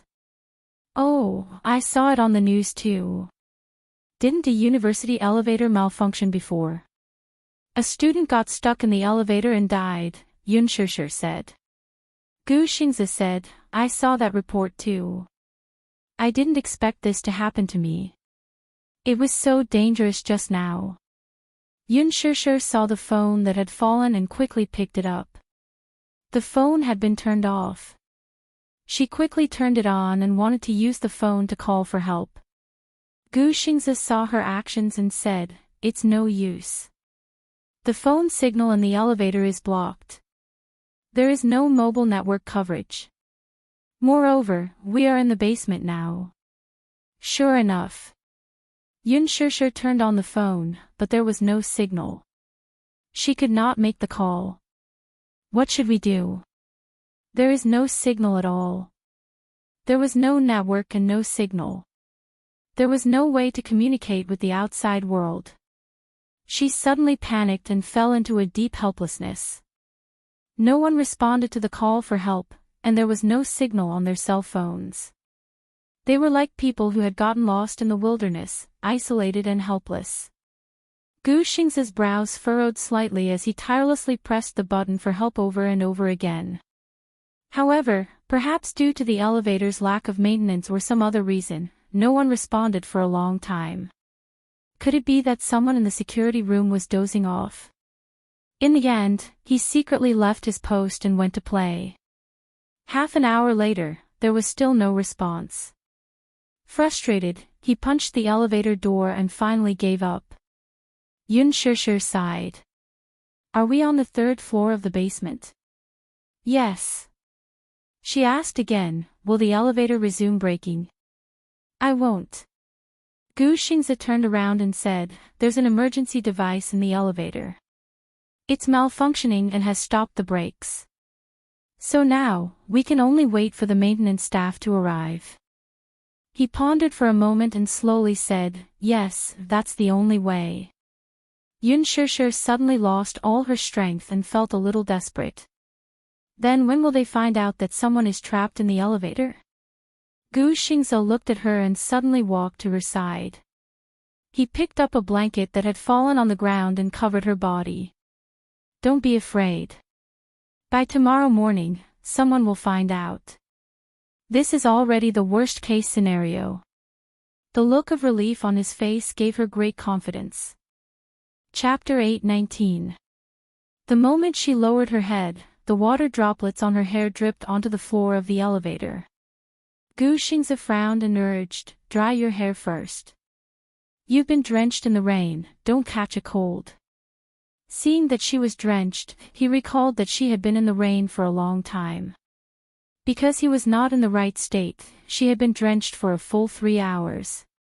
He pursed his lips and could not help but blame himself and worry. Are you cold? A little. Yun Shishir curled her lips in embarrassment. Seeing the unconcealable worry in his eyes, she suddenly burst into laughter. Gu Xingzi did not know whether to laugh or cry when he saw her laugh. What are you laughing at? You're finally not so cold. Yun Shishir said truthfully. If not for the elevator malfunction, she did not know how long Gu Xingzi would continue to be cold to her. Gu Xingzi was stunned for a moment before he laughed helplessly. He picked up a corner of the blanket and wiped her wet hair. Suddenly, he parted his thin lips. I'm sorry. Yun Shishir remained silent. She lowered her head and unlocked her phone. She turned on the music and played a single from Gu Xingzi's album that had just been released. The sound of the music dispelled the uneasy atmosphere in the elevator caused by the dead silence. Gu Xingzi also sat down and leaned close to her. It seemed that this way, he could transmit his warmth to her. After the production team packed up the props, many staff members left. More than 2 hours had passed, but Yun Shusher was still nowhere to be seen. She raised her hand to look at the time. It was already midnight. Why was she not here yet? She dialed Yun Shusher's number, but the robotic female voice said that the call could not be reached at the moment. She rushed to the hotel, only to see the person at the front desk dozing off. Hence, she walked to the elevator and pressed the up button, but the other elevator did not respond. It was a black screen. The elevator is broken. She muttered gloomily. What kind of lousy hotel is this? This hotel wasn't a 5-star hotel. Although it wasn't considered high class, it was close to the filming location. Other than a 4-star hotel nearby, the other hotels were even more dilapidated. Only this one was slightly more proper. Lin Fengtian considered the issue of funds and booked the 2nd and 10th floors of the hotel. Among them, the rooms on the 2nd floor were arranged for the staff, and the 2 rooms on the 10th floor were arranged for the main actors. Of course, the main lead would not stay in a hotel. It was just for convenience when filming ran late. Moreover, artists like Yang Mi and Gu Xingzi usually had nanny vans to accompany them. Most of the time, this room was only used for them to rest. To be honest, this hotel was really run down. The receptionist did not have any work ethics at all. She dozed off during working hours. One of the elevators was broken, but no one came to fix it. Perhaps it was too late. The maintenance staff had already gotten off work. Shi did not think much of it. She went up to the 10th floor and rushed to her room. Just as she opened the door, she was greeted by a dark room. It was as if no one had been there at all. Shi was stunned for a moment before she mustered up her courage to knock on Gu Xingzi's door, but no one responded.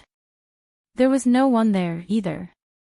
When she returned to the 1st floor, she passed by the front desk and wanted to ask the staff at the front desk if they had seen Yun Shusher.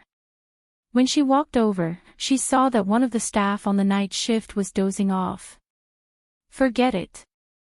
It's pointless to ask. They're all dozing off.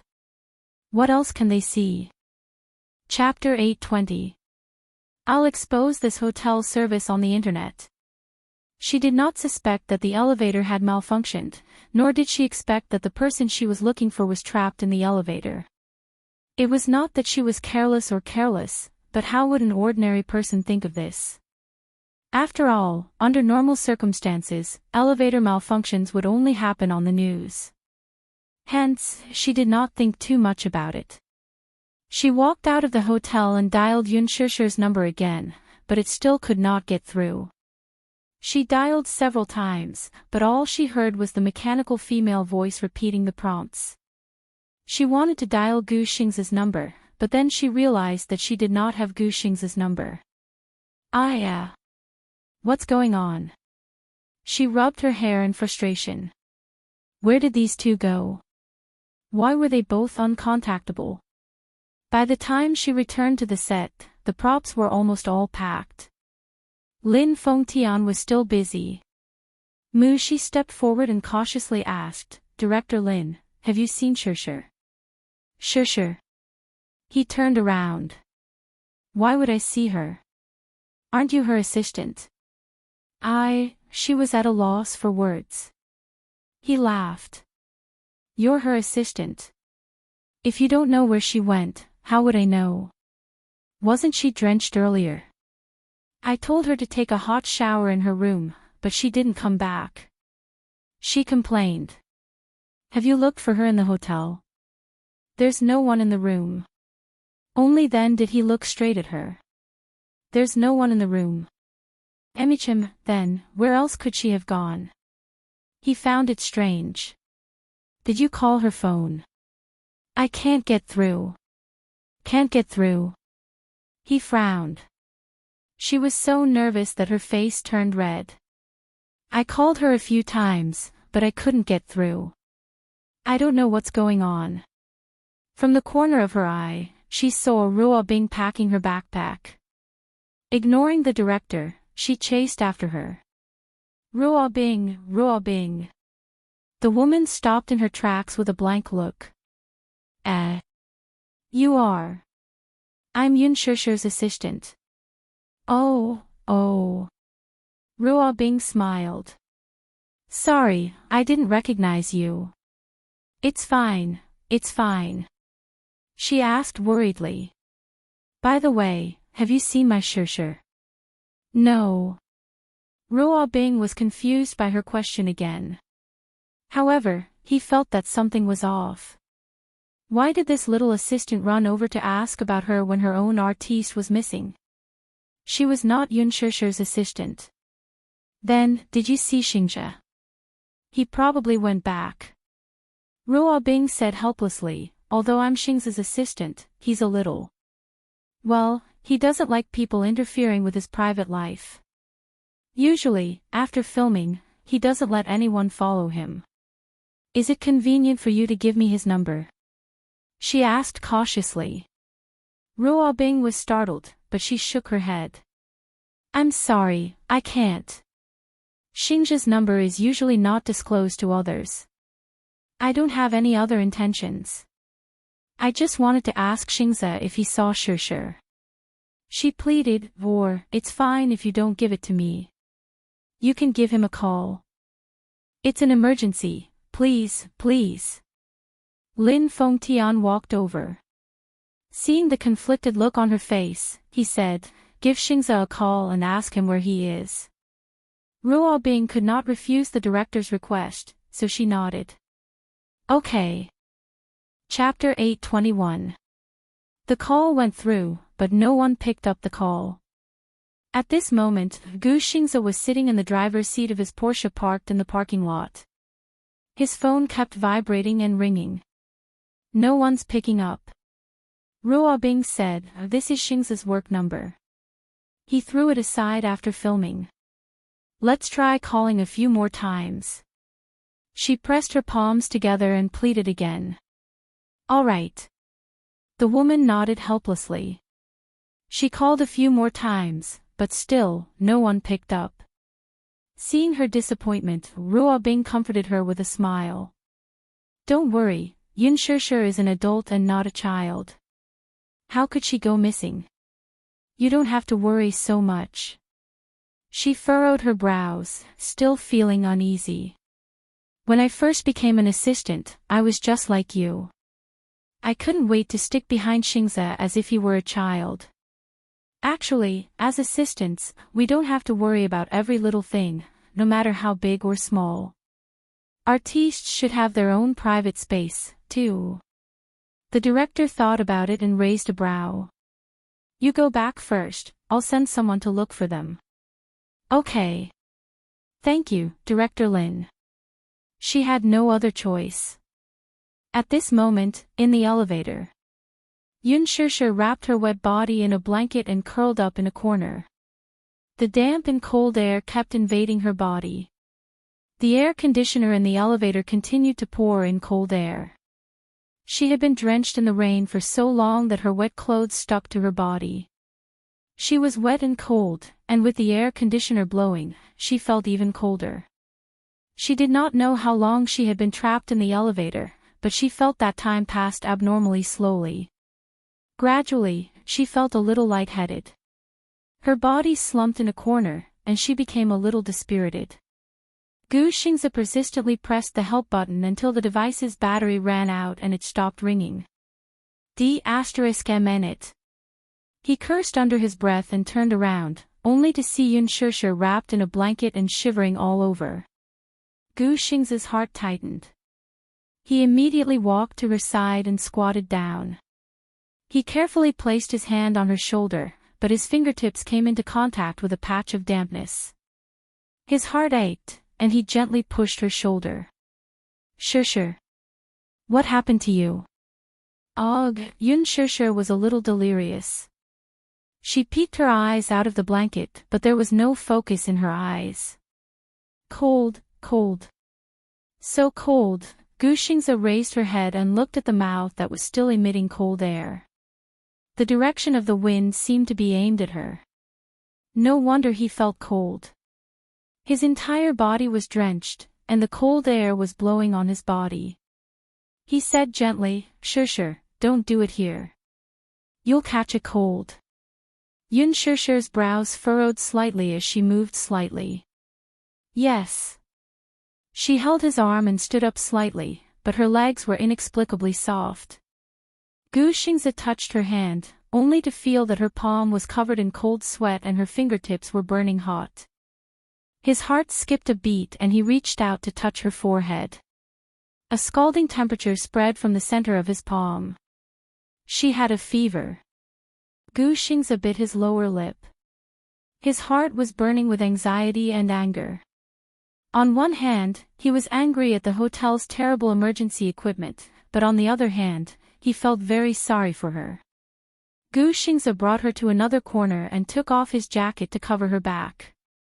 He was afraid that she would catch a cold in the cold elevator walls. Yun Shursher did not even have the strength to thank him. Chapter 8:22. She didn't notice the air conditioning in the elevator just now. She only felt that it was getting colder in the corner. She curled up into a ball unconsciously, but she still couldn't resist the cold. Gu Xingzi sat beside her. Seeing her dispirited expression, her breathing a little rapid, and her palm-sized face burning red, his heart ached.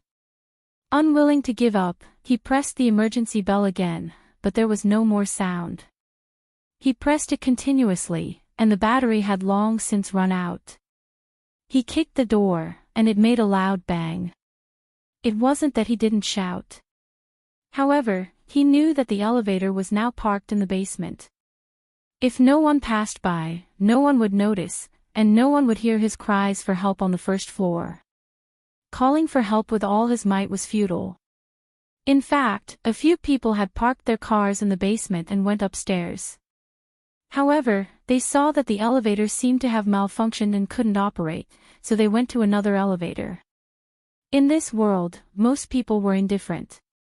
They were in a hurry and didn't care about themselves. After all, in most cases, most people wouldn't be willing to worry about things that had nothing to do with them.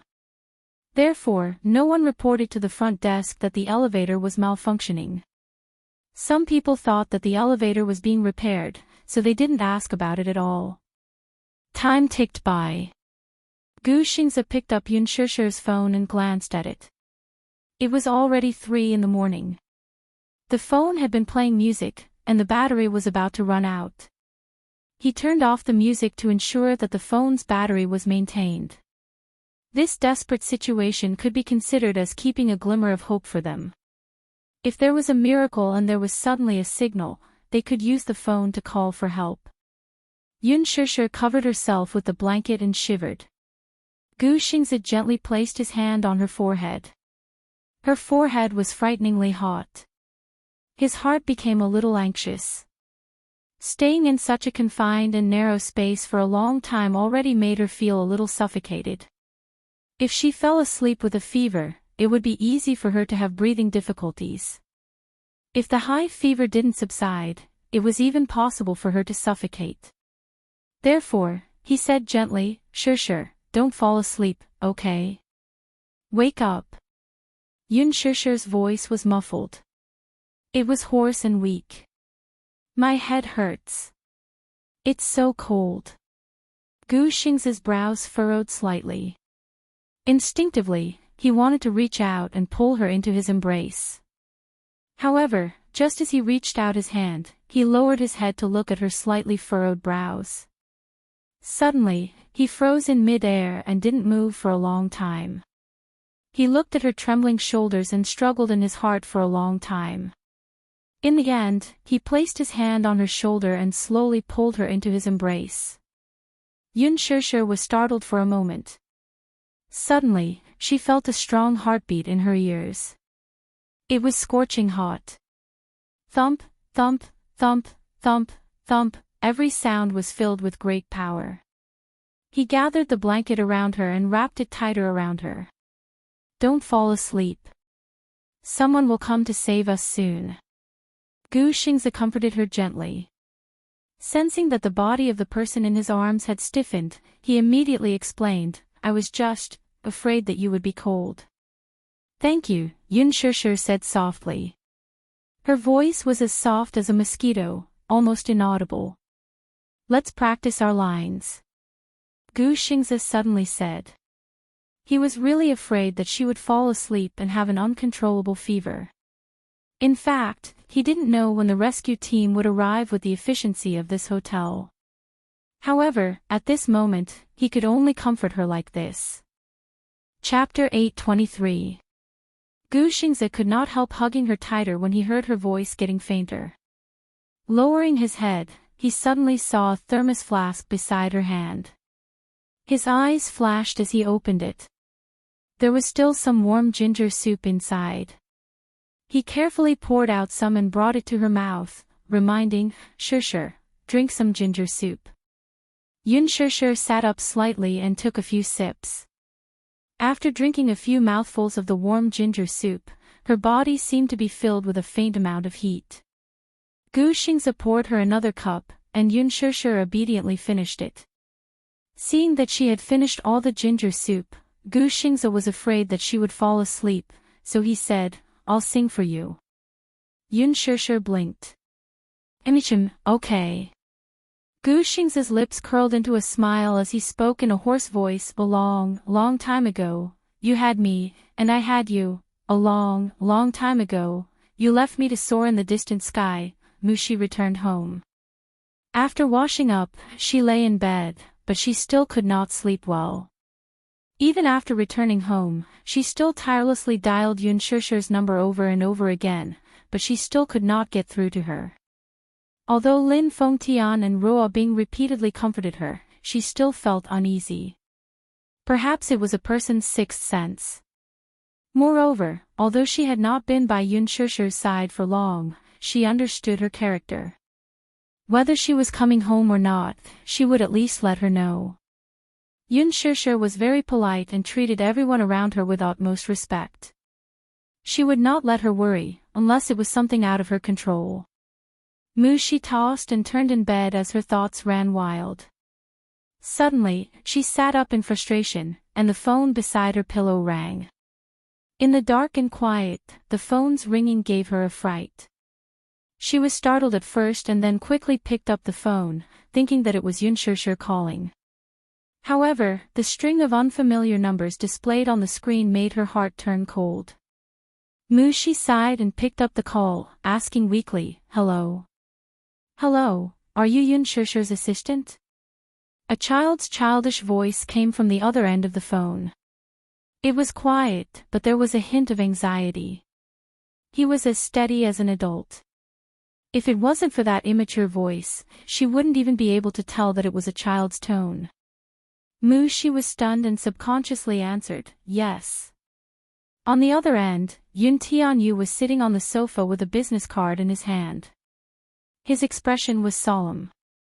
Yun Shishir is my mommy. She hasn't come back yet, and I can't get through to her phone. I want to ask, do you know where she is?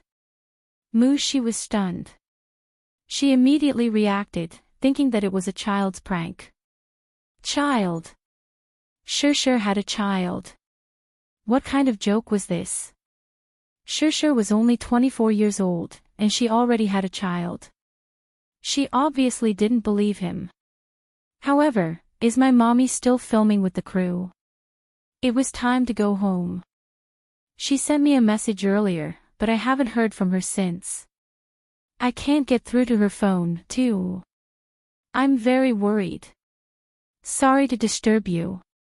Yu Yu's tone was polite and courteous, but more than that, it was calm and smooth, which was rare for a child.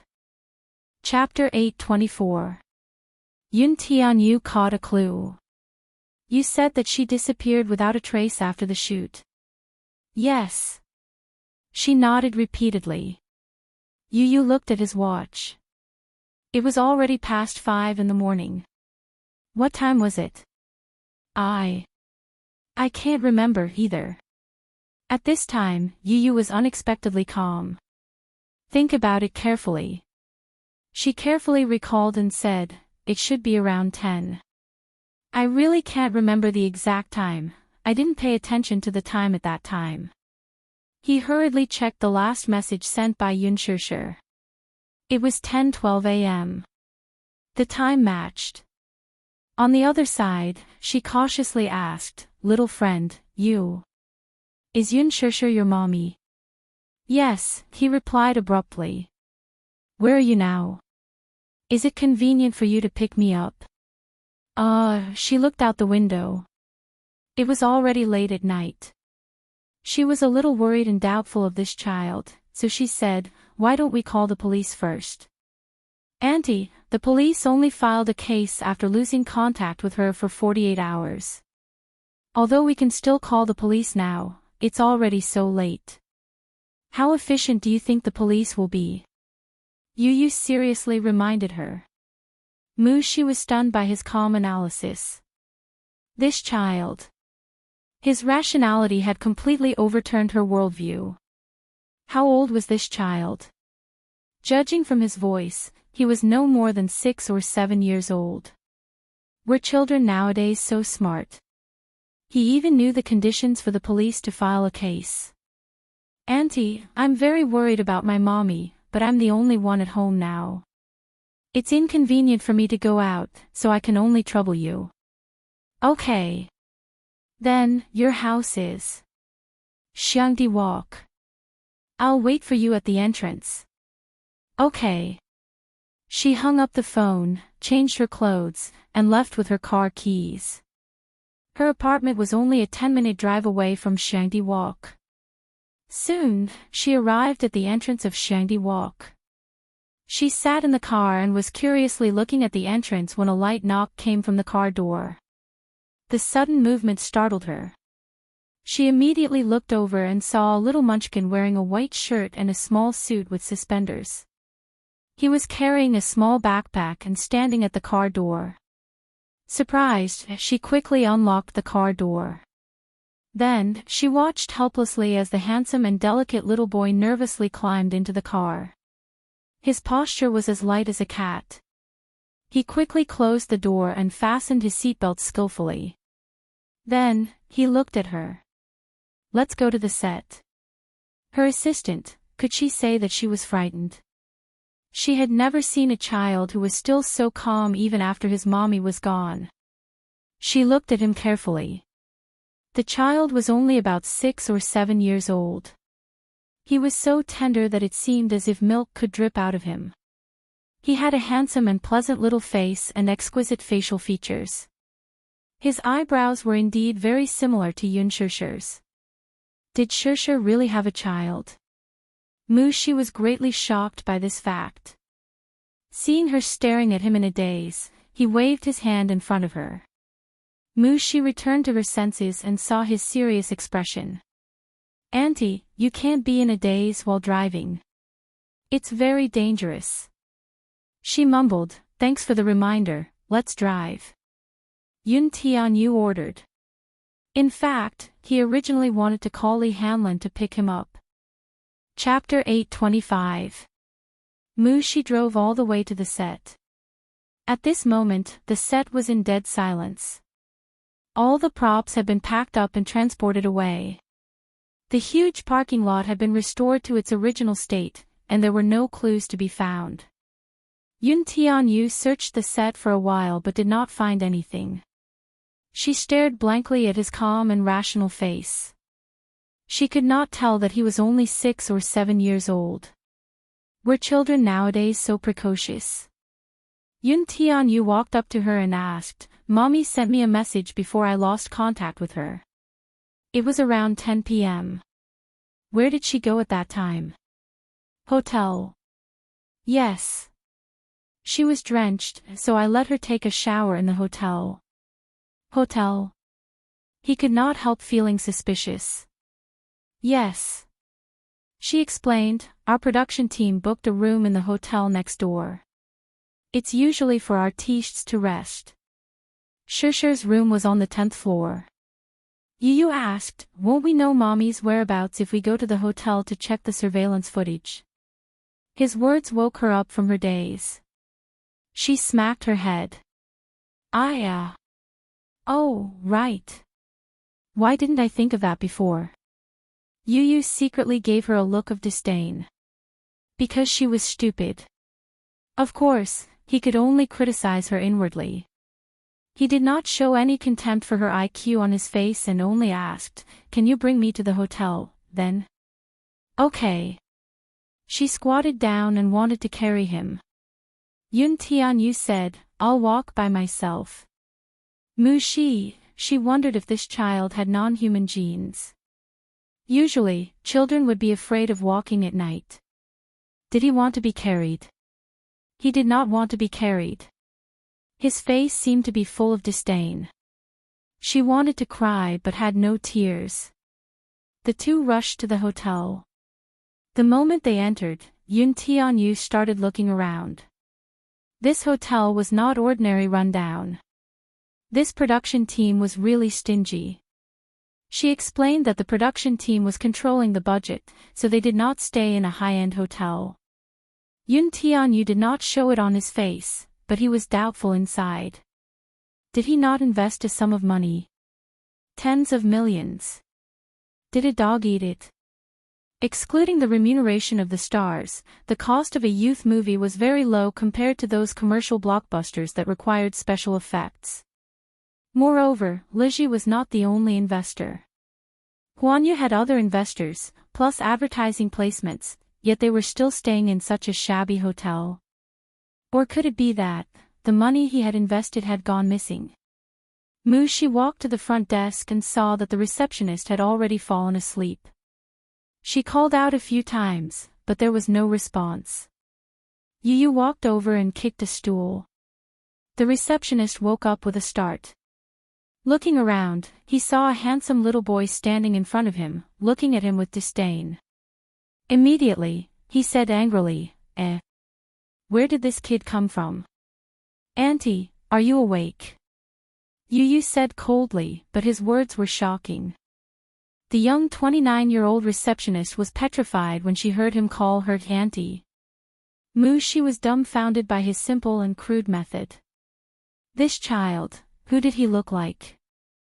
Right, she had just thought of a question that needed to be investigated. If this was really Shishir's child, then who was the father of this child?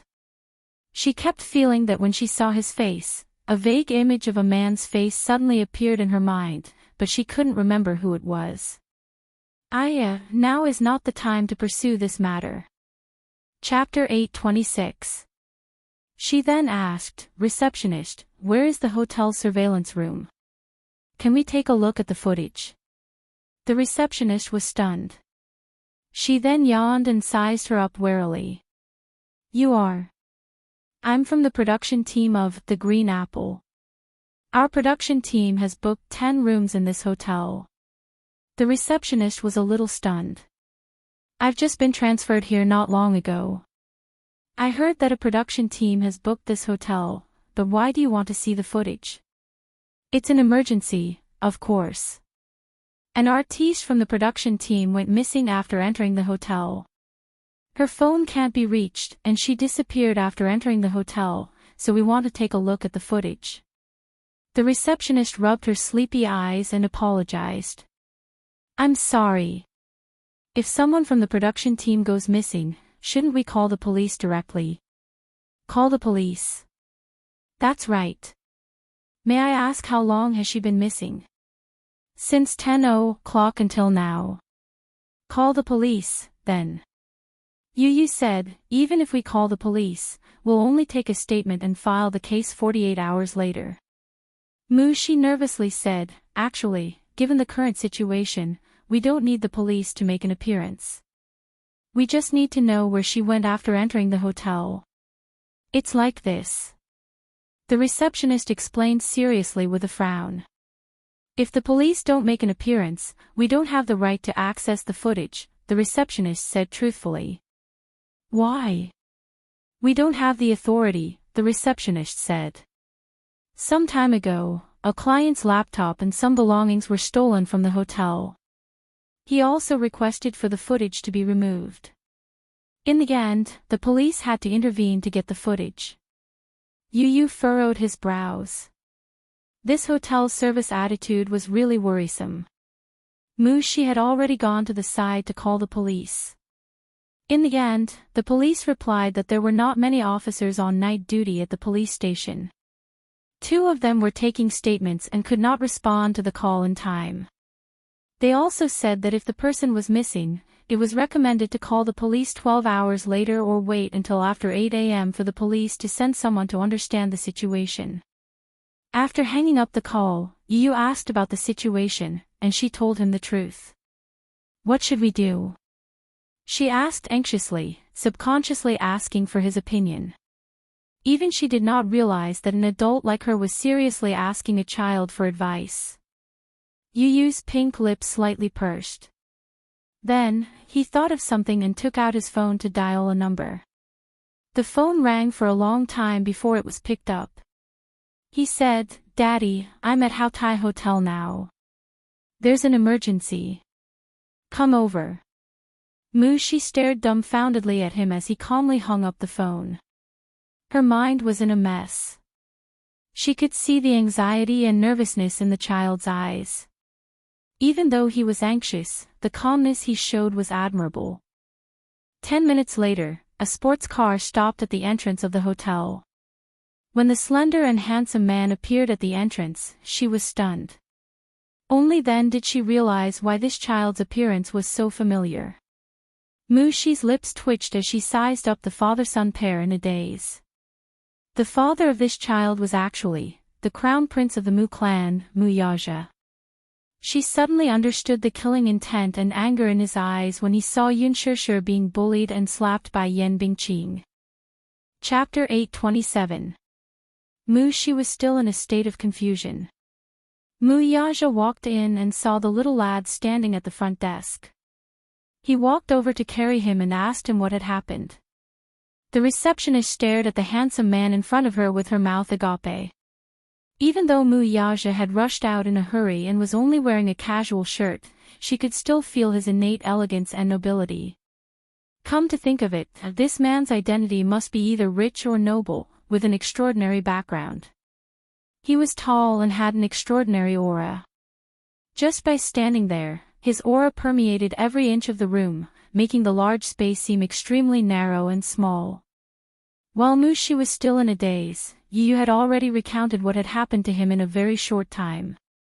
Mu Yaja's eyes turned cold. When did she disappear?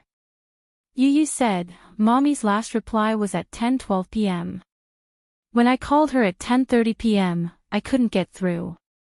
He could not contact Yun Shishir, so he rummaged through the house and found Yun Shishir's and Qin Zhou's name cards.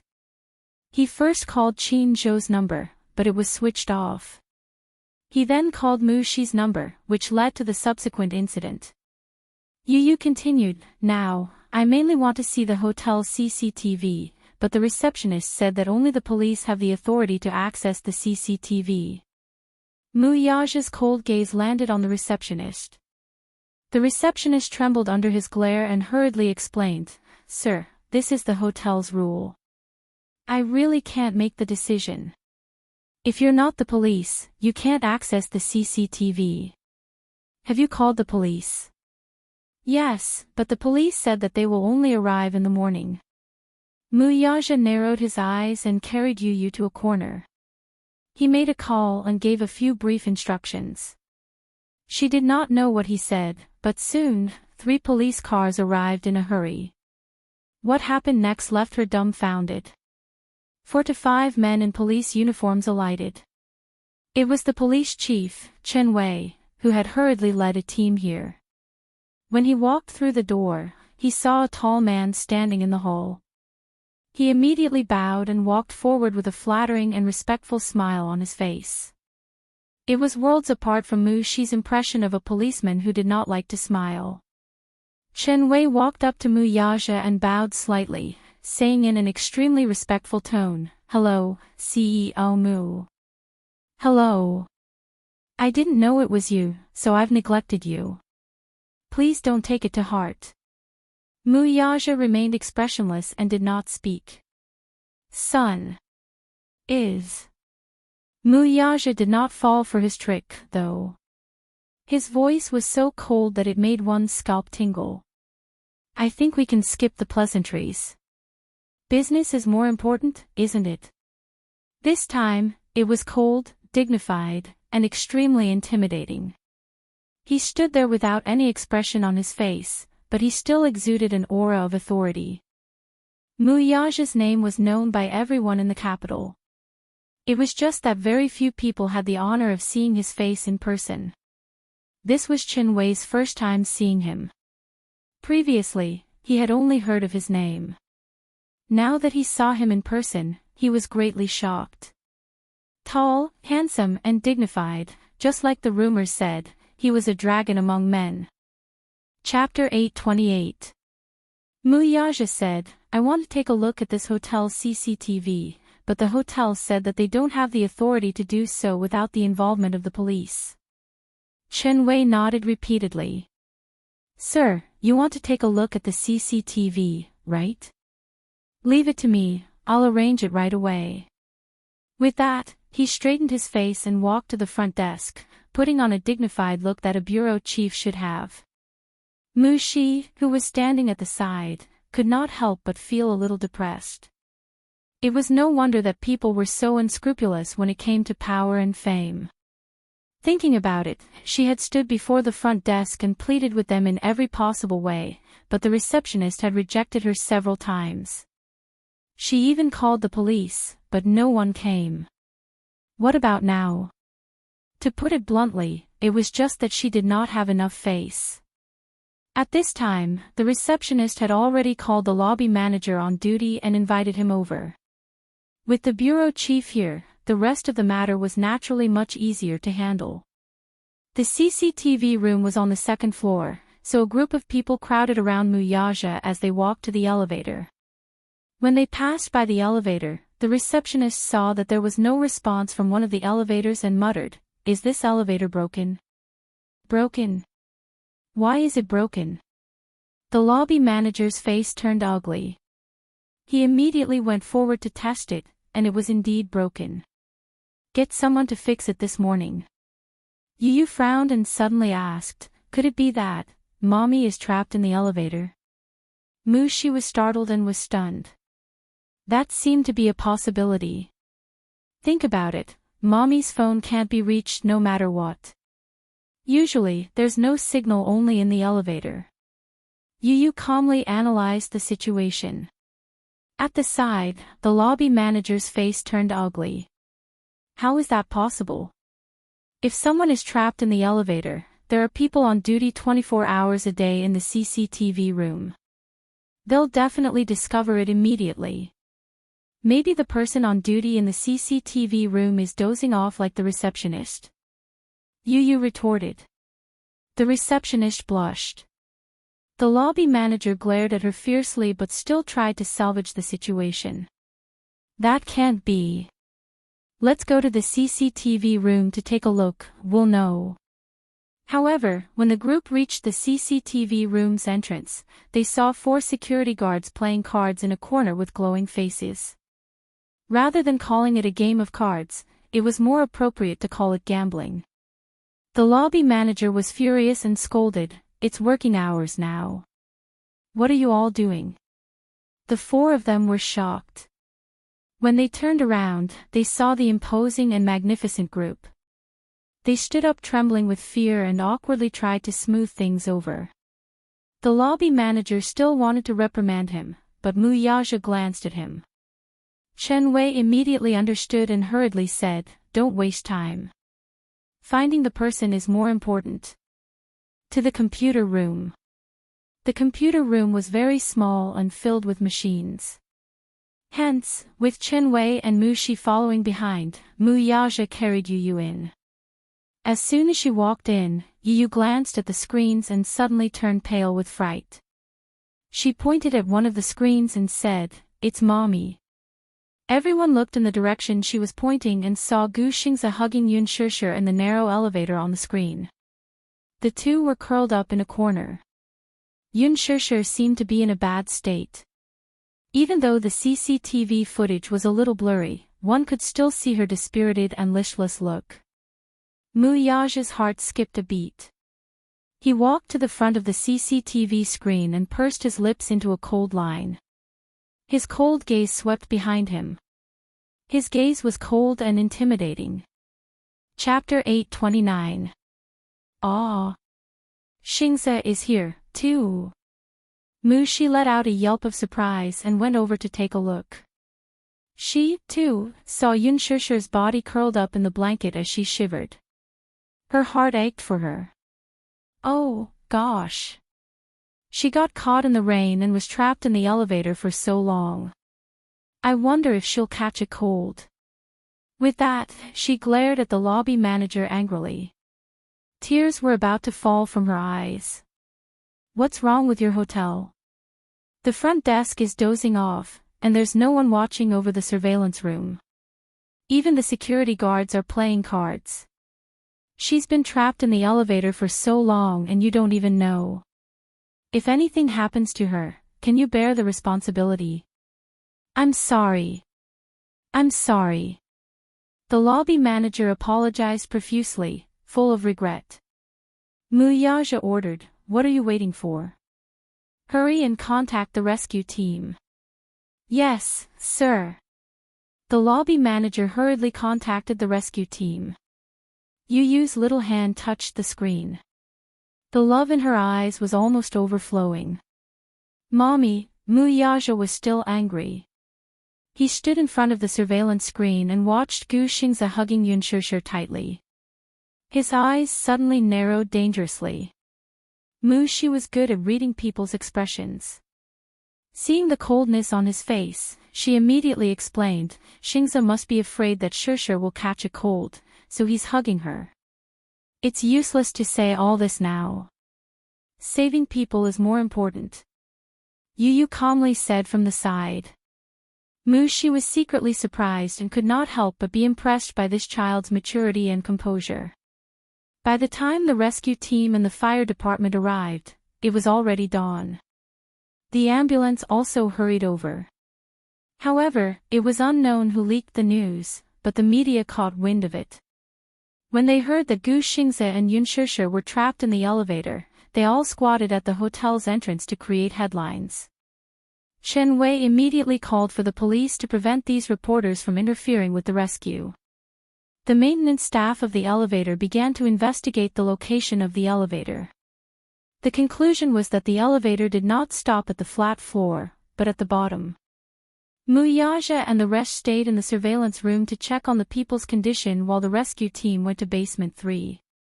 When the elevator door opened, Mushi hurriedly called out, Xingze, Shusher, are you guys there? Inside the elevator, Gu Xingze heard Mushi's call and immediately responded, here. Yun Shusher, on the other hand, had a high fever and was unconscious. She did not have any reaction. We're already thinking of a way to get you out. Xingze, Shusher, how are you? Gu Xingze quickly replied, I'm fine, but Shusher has a high fever. Hurry. Mushi was stunned and immediately pleaded, please, quickly save him. All right. Miss, please calm down first. We'll get the equipment immediately. As the elevator stopped at the bottom, they first had to manually turn it to a position roughly parallel to the floor before they could save the people. Mushi immediately said, Xingze, Shusher, be careful. We'll be able to get you out soon. Okay. Gu Xingze immediately patted Yun Shusher's cheek gently and said, Shusher, wake up. Wake up, we'll be able to get out soon. Emichim, Gu Xingze could not help but hug her tighter. He gently planted an encouraging kiss on her forehead, raised his face, closed his eyes, and took a deep breath. Chapter 830. In the elevator room, 2 maintenance workers were setting up the winch mechanism to prevent the elevator from moving too quickly or accidentally when the brakes were released. The other used a mechanical method to loosen and tighten the brakes. When the brakes were released, the other 2 used their strength to pull the winch mechanism to slowly move the elevator upward. The elevator shook uneasily as the lights flickered. Yun Shusher curled her body even tighter. The excessive shaking made her headache worse and made her dizzy. Every time there was a violent shaking, there would be a dead silence. Then, there would be another tremor. In the control room, Yu was also looking at the scene on the screen anxiously. He suddenly raised his head and said to Muyaja, "Daddy, let's go to basement 3. Mommy doesn't seem to be feeling well. I'm worried." Okay. Muyaja carried Yun Tianyu to basement 3. However, when they arrived, they did not see the medical team. Yu asked, and Mu Shi immediately said, "I'll go take a look." Not long after, she hurried back and said, "The entrance is surrounded by reporters.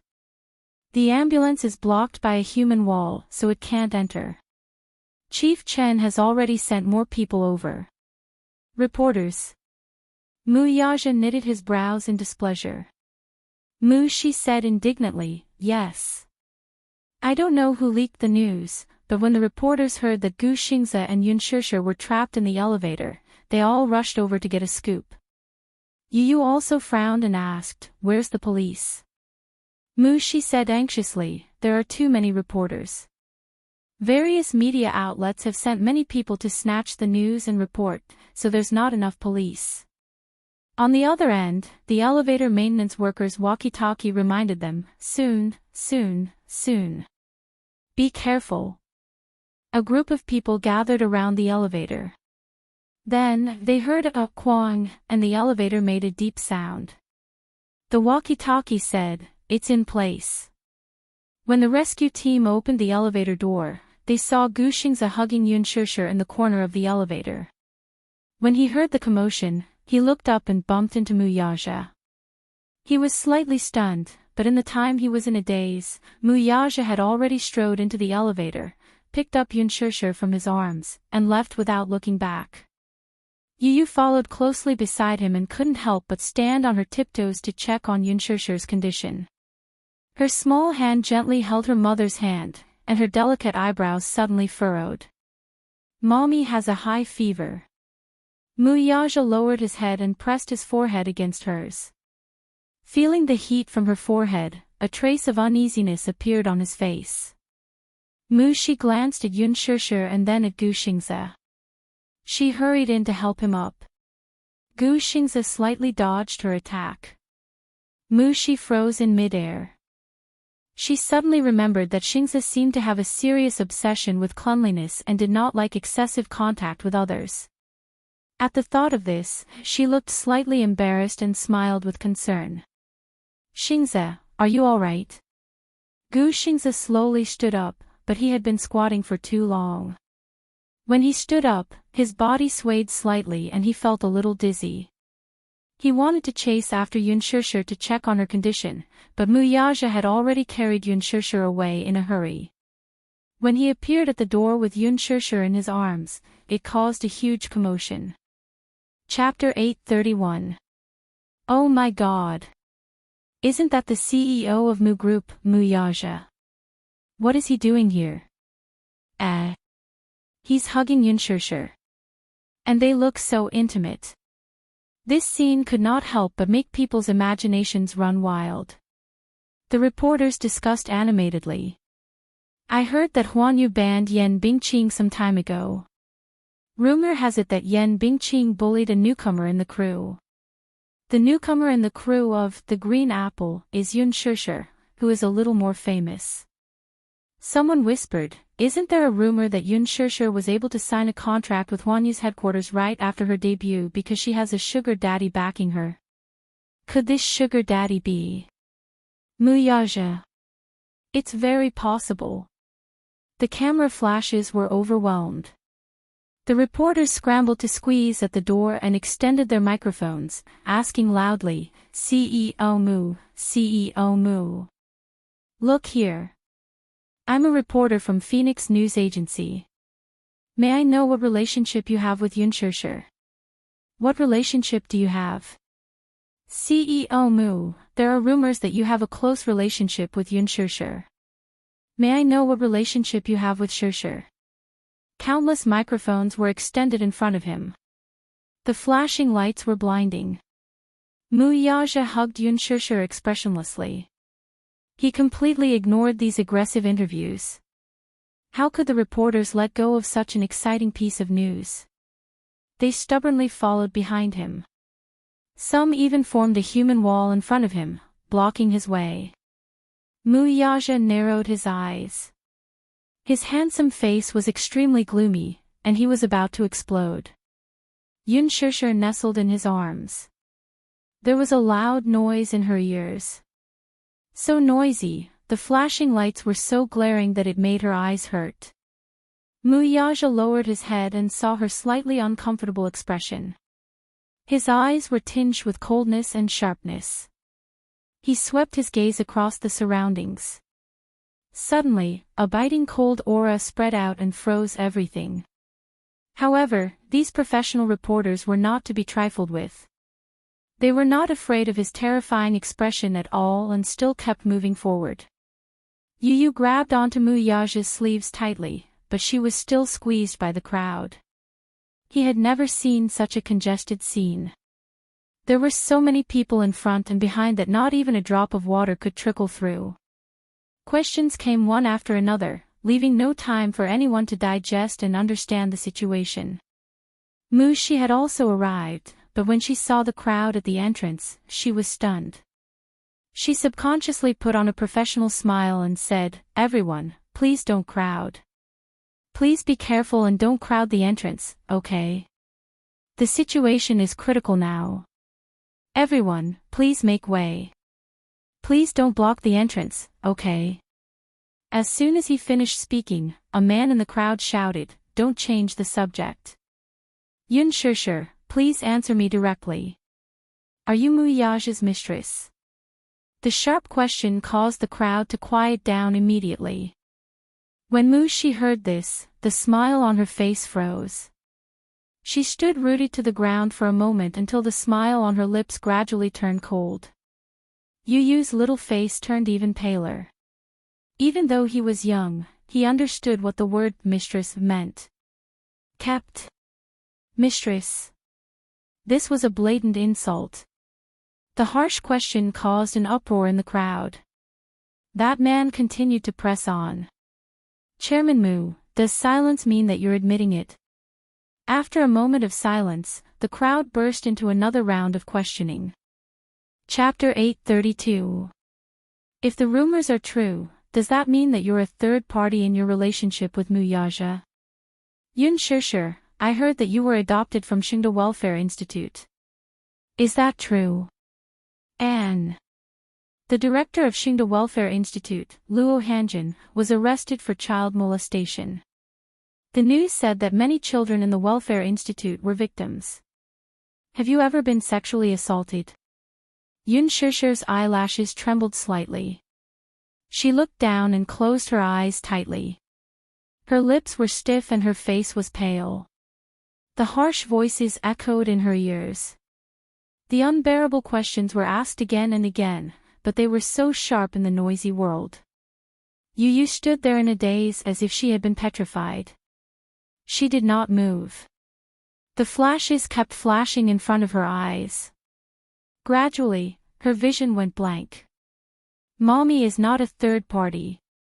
What are these people talking about? Muyaja stood silently at the same spot and did not move an inch. His cold gaze swept across the crowd as his fists clenched tightly. Seeing that he had stopped in his tracks, the reporters swarmed forward and put their microphones to his mouth. "Daddy." Yu Yu opened her mouth, but no sound came out. Her weak voice was instantly drowned out by the reporters' questions. Muyaja suddenly reached out and held her little hand tightly. Yu Yu felt the warmth from his palm and felt inexplicably calm. Soon, 3 to 5 police cars rushed over. Chief Chen led the team to maintain order at the scene. The medical staff of the ambulance also rushed over. However, the reporters were blocked at the entrance like a wall and could not break through the crowd. Gu Xingze walked to the door and saw the scene in front of him. His face froze. He looked at the crowd at the entrance expressionlessly and narrowed his eyes. Seeing that Gu Xingze had also appeared, the reporters went crazy. The reporters rushed forward and the flashes became more intense. The sound of the film rolling could be heard continuously. Xingzi, Xingzi. Look over here. Please share your views on Yunshishir, Xingzi. Look here, I'm a reporter from Starlight Daily. Mu Yaja suddenly said, scram. Even though his cold voice was deep, it was like an imperial edict that didn't allow anyone to question it. His gaze swept across the crowd. The coldness in his eyes caused people's hearts to palpitate. Some of the reporters who were close to him could not help but take a few steps back because of the murderous aura emanating from his body. Muyaja lifted his foot and was about to walk towards the ambulance when the reporter who had asked the sharp question earlier did not fear the cold aura he exuded. He squeezed to the front with no regard for his own safety and blocked his path with his camera. He extended his microphone. Chairman Mu, you haven't answered my question yet. Muyaja suddenly stopped and glanced at him dangerously from the corner of his eyes. His lips curled into a cold and mocking smile. When the reporter saw that he had stopped, he quickly moved the microphone closer and asked a series of questions. Please give a direct answer. May I ask if Yunshishir is your mistress? Before he could finish his sentence, Muyaja kicked the reporter away expressionlessly. The latter was caught off guard and stumbled a few steps back before falling to the ground. The crowd was in an uproar. Muyaja hit someone. Chapter 833. The flashing lights instantly drowned them out. A reporter from a famous entertainment newspaper squeezed in front of them, raised his Canon-like DSLR, and started taking pictures of them. Muyaja turned his face dangerously. With a frown, he punched the camera lens and smashed it into pieces. He looked up expressionlessly. His aura was as cold as ice as he said coldly, "Shut up." The atmosphere quieted down. An eerie silence. Everyone froze on the spot. Time seemed to have stopped. Muyaja said in a low voice, "Move aside." As soon as he said that, everyone looked at each other and cowered. No one dared to step forward and obediently opened up a path. Yunshishir was hurriedly sent to the hospital. Preliminary diagnoses showed that she did not have any external injuries. However, due to the air conditioning and the fact that she did not change out of her soaked clothes in time, the cold air invaded her body and caused her to have a high fever of 40 degrees Celsius. If it had been any later, she would have been in danger of contracting pneumonia. After sending Yunshishir to the hospital, Muyaja asked Yu and Mushi to stay in the ward to look after her and left in a hurry. The reporters who had surrounded the hotel entrance were also brought back to the police station and investigated for obstructing public order. With such a thing happening, Muyaja naturally would not let them off easily. These motley crew were all dismissed and blacklisted, unable to work in the media industry for the rest of their lives. Muyaja also got his men to delete all the photos taken. The results of the investigation showed that these reporters were a motley crew from some third-rate media companies who would do anything to get the news. It was said that the hotel staff leaked the news. They rushed over when they heard the news and squatted at the hotel entrance. Soon, the hotel staff who leaked the news was also found out. It was the hotel receptionist. The police came to take the receptionist away for investigation. Although Muyaja suppressed it in time, the news of Yunshishir interfering in a rich family's marriage spread like wildfire on the internet. The Water Army started spreading rumors on Weibo. The mysterious financier behind Yunshishir lifts his veil. It's Muyaja, the CEO of Dishing Financial Group. Explosion. The crown prince of the Mu Group is angry because of a woman. Yunshishir interferes with the marriage of a rich family. Is the rising star of the film industry the third wheel? Yan Bingqing was banned by Huanyu because she offended Yunshishir. The reason was that Yunshishir was the mistress of the Mu Group's crown prince. Yunshishir actually had an illegitimate child with Muyaja. Soon, these scandals were all over the internet. However, because most of the rumors seemed to be groundless, there was no real evidence to verify this matter. Therefore, netizens could only wait and see about this matter. Many people ran to Yoon Shusher's Weibo, wanting to leave comments for her. However, Mushi had foresight and blocked the comments section of Weibo at an extremely fast speed. However, she did not expect her actions to make it even more conspicuous. In an instant, the news of Yoon Shusher interfering in a rich family's marriage spread on the internet. It caused a storm and was confusing for a moment. Many netizens sighed with emotion. This Yoon Shusher, who had just debuted, seemed to have the effect of being a hot topic and had repeatedly topped the list of hot topics. Chapter 834. Yu scrolled through Weibo and saw that the rumors were spreading everywhere. He vaguely smelled something fishy. He felt that there was something fishy about this matter. Hwanyu Entertainment had a monopoly on the media industry. However, the topics on Weibo were mostly directed toward Yoon Shusher and Mu Yaja. Hwanyu Entertainment did not even make a move. This was indeed a little abnormal. Not to mention Mu Yaja, even Yoon Tianyu could sense that something was fishy. After Mu Yaja was done with his work, he received a call from Mu Xing, asking him to hurry back to the Mu residence. He righteously said that he had an urgent matter to announce. He did not need to think to know what it was. Mu Yaja did not care about it at all. Yoon Shusher was still in the hospital, and he did not know what was going on. No matter how important the matter was, he had to put it aside first. Hence, after leaving the police station, he drove to the hospital. When he entered the ward, Yu was guarding by the bed. Yoon Shusher was asleep. She had changed into a clean hospital gown with the help of the nurse. At the same time, she used a hot towel to wipe her body. The 4th drip was already changed to the 4th bottle. Seeing him walk in, Yu's face showed dissatisfaction. Mu Yaja exchanged glances with him and easily caught the displeasure in his eyes. Without guessing, he knew what the little guy was unhappy about. He was different from other children and matured at a young age. Hence, when he was surrounded by reporters at the hotel entrance, those sharp words hurt both Yoon Shusher and him. "You're here." Yu glanced at him, his expression a little cold. "Have you settled everything?" "Yes, I have." Mu Yaja walked to the bedside and reached out to check the temperature of her forehead. After 3 bottles of 4 drip, the temperature had dropped, but the fever was still not completely gone. Yu did not intend to let the interrogation go just like that. He suddenly pulled his hand and led him to the balcony. Closing the door and leaning against it, the little guy's face was cold, and there was no need to hide the anger in his eyes. "What happened today made me very unhappy." With a short opening speech, the little guy went straight to the point. "I know that some media reporters are very unscrupulous and that we shouldn't bother with their sharp and tricky questions. I also know that mommy will have to face some rumors when she enters the entertainment industry, which is a place of trouble.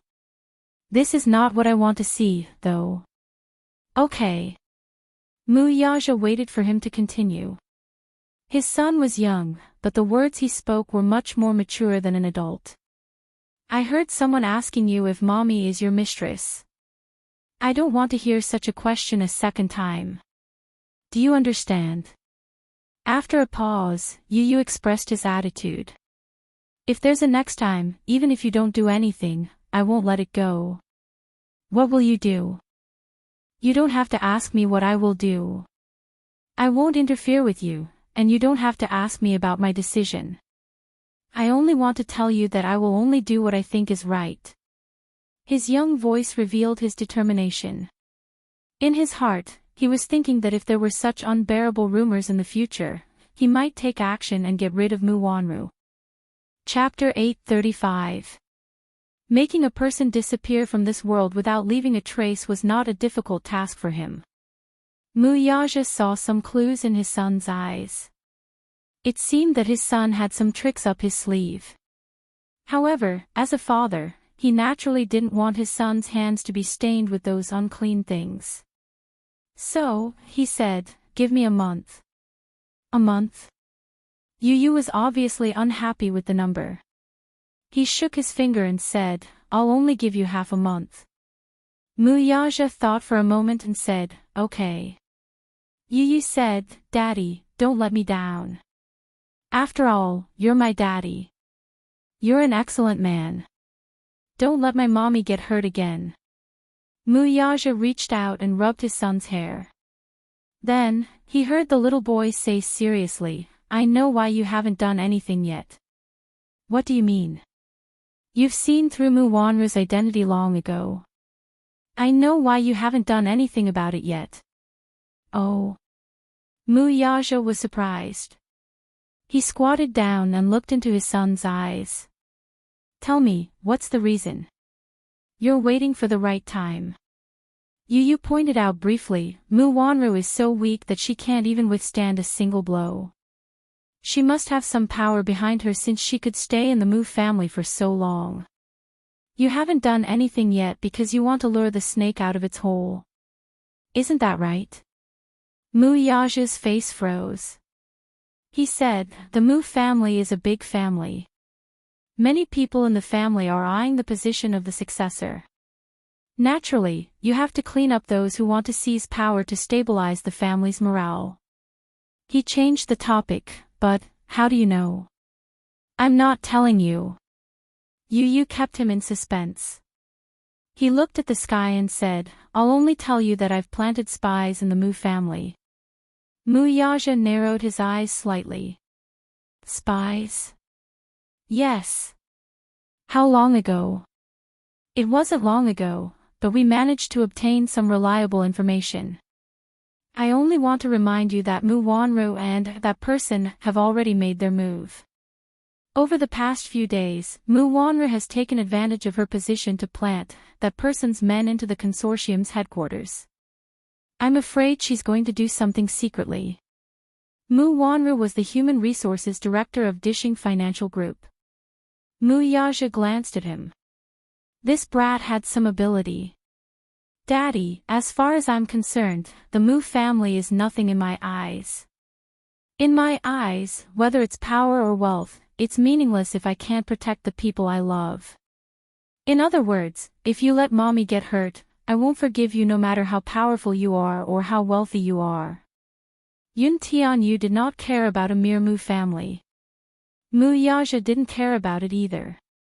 His current status and power were not entirely dependent on the Mu family. Outside of the Mu family, he already had his own empire, one that was on par with the Mu family's. In other words, he did not care about the inheritance of the Mu family that Mu Xing mentioned. He originally wanted to wait until Grandpa Mu breathed his last before eliminating the remaining members of the Mu family one by one. In the past few days, that person had indeed lost his cool and was slowly giving himself away. Alas, that person was a sly old fox who hid his true colors well. It seemed that he had to hasten his actions. "Didn't you give me half a month's time?" Mu Yaja said, "It's a deal, then." Chapter 836. Mu Yaja narrowed his eyes. His admiration for his son grew. It was as if the student had surpassed the master. This son of his would definitely be very capable in the future. He was so young, yet his mind was so complicated. He even knew how to play the tricks of a big family.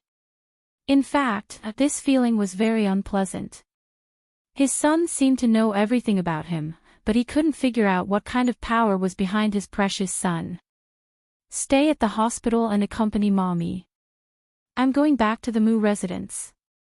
Mu Yaja gave a few more instructions before leaving in a hurry. On the way back, he received a call from his grandfather, urging him to go home. He said that he had something important to announce. The important matter he was talking about was probably his engagement with Mu Wanru. These few days, the Muse had received news that Mu Xing's health was deteriorating, and his situation was getting worse. It was as if he knew that he did not have much time left and was about to die. He started to worry about his marriage with Mu Wanru and started to make arrangements for it. It was said that Grandpa Mu planned to hold the wedding within this month as soon as possible. He did not return to the Mu residence these few days, and Xiao Yichen was arranged to stay in the condominium beside Dishing Financial Group. When he returned to the Mu residence, Mu Xing saw him without batting an eyelid. Mu Wanru, on the other hand, was beside Mu Xing. She kept her head down and secretly observed his expression from time to time. Mu Yaja glanced at her and happened to catch her secretly looking at him. His gaze was cold and deep. It was as sharp as a sword covered in snow, and it made her panic. She felt that no matter what she did, she could not escape his eyes. When Mu Yaja sat down, Grandpa Mu did not make any small talk. Instead, he went straight to the point. When do you plan to set the wedding date? His question left no room for negotiation. Before Mu Yaja could say anything, Grandpa Mu said unhappily, Wanru is pregnant. Don't delay the wedding any longer. When the dust settles on your wedding date, Grandpa's heart will also be at ease. Ah, Ja, I don't care what you do outside, but you're not young anymore. It's time to settle down and start a family. Grandpa's only wish now is to see you marry Wanru. Only then can Wanru truly be considered a member of the Mu family. If Grandpa's body allows it, I'd like to see your child being born again. You've never disobeyed your grandfather. Grandfather's body may not be able to hold on for much longer. Stop fooling around. At least, fulfill grandfather's last wish. His words were sincere. For him, Mu Wanru was only a member of the Mu family when she married into the family. He wholeheartedly wanted to give Mu Wanru a proper status as the young mistress of the Mu family. Mu Yaja looked up, his expression as cold as ice. Seeing his cold expression, Mu Xing suddenly added, if you really like that woman, it's not impossible. You can marry her as a concubine, too. That woman is called Yunshishir. Mu Xing's eyes narrowed slightly. She should be a woman with some tricks up her sleeve. That was what he thought. After all, Mu Yaja had never had a woman by his side all these years. This lad seemed to be very cold when it came to women. However, Yunshishir was the first woman by his side. Chapter 837. This Yunshishir was definitely not simple. Mu Wanru, who was standing at the side, looked surprised. Mu Xing actually relented and allowed Yunshishir to marry into the family as a concubine. She found it hard to believe. However, in fact, in the Mu family, only the head of the Mu family had such a privilege. Take Mu Xing, for example. Other than his first wife, there were also his second and third wives. Although the three women were constantly fighting under the same roof, they appeared to be very harmonious on the surface. Other than that, Mu Xing also had a few concubines outside. In ancient times, a concubine was a concubine. In fact, as a concubine in the Mu family, other than having a lower status than the first wife, there was no difference in other aspects. The only difference was that the few wives were legally married, while the concubines could not hold a wedding ceremony and could only marry into the family directly. After all, monogamy was now practiced. Even if the Mu family was rich for 100 years, some things could not be too ostentatious. However, allowing Yunshishir to marry into the family as a concubine was already the biggest concession he could make. After all, Grandpa Mu hated Yunshishir from the bottom of his heart. After all, for so long, no one could make Mu Yaja go against his wishes. Yunshishir, however, did it. Naturally, he hated her to the core. Mu Yaja merely chuckled when he heard that. His eyes were calm and unruffled, and no one knew what he meant by that. However, since Mu Xing had already made his intentions clear, he intended to make a proper decision on this matter this time. Grandpa, I remember that when I was still young, you arranged a marriage for me, right? Mu Yaja looked at him as he said this. His interruption was so sudden that Mu Xing did not react in time. Don't you remember? Mu Yaja paused for a moment before saying casually, although I was young, my mother told me that you arranged a marriage for me. I heard that the girl is from the capital Song family. Song family. Mu Wanru obviously did not know about this. After all, this happened before she was taken into the Mu family. Mu Yaja said again. The Mu family in the capital is a prestigious family. But after Mu Wanru returned to the Mu family, you didn't hesitate to offend the Song family's old man and cancelled the engagement. Growing up in a wealthy family, marriage had been reduced to a bargaining chip. It was not something that they could decide. For example, the marriage between a father and a mother had nothing to do with romance or love. It was just a marriage between two families. The marriage between the two was nothing more than a paper deal between two wealthy families. What puzzled him, however, was that, after Mu Wanru's return, Mu Xing resolutely called off the engagement between the two families. This made Old Master Song very embarrassed. Mu Xing's face froze, but he did not say a word. Indeed, this did not seem to be his character.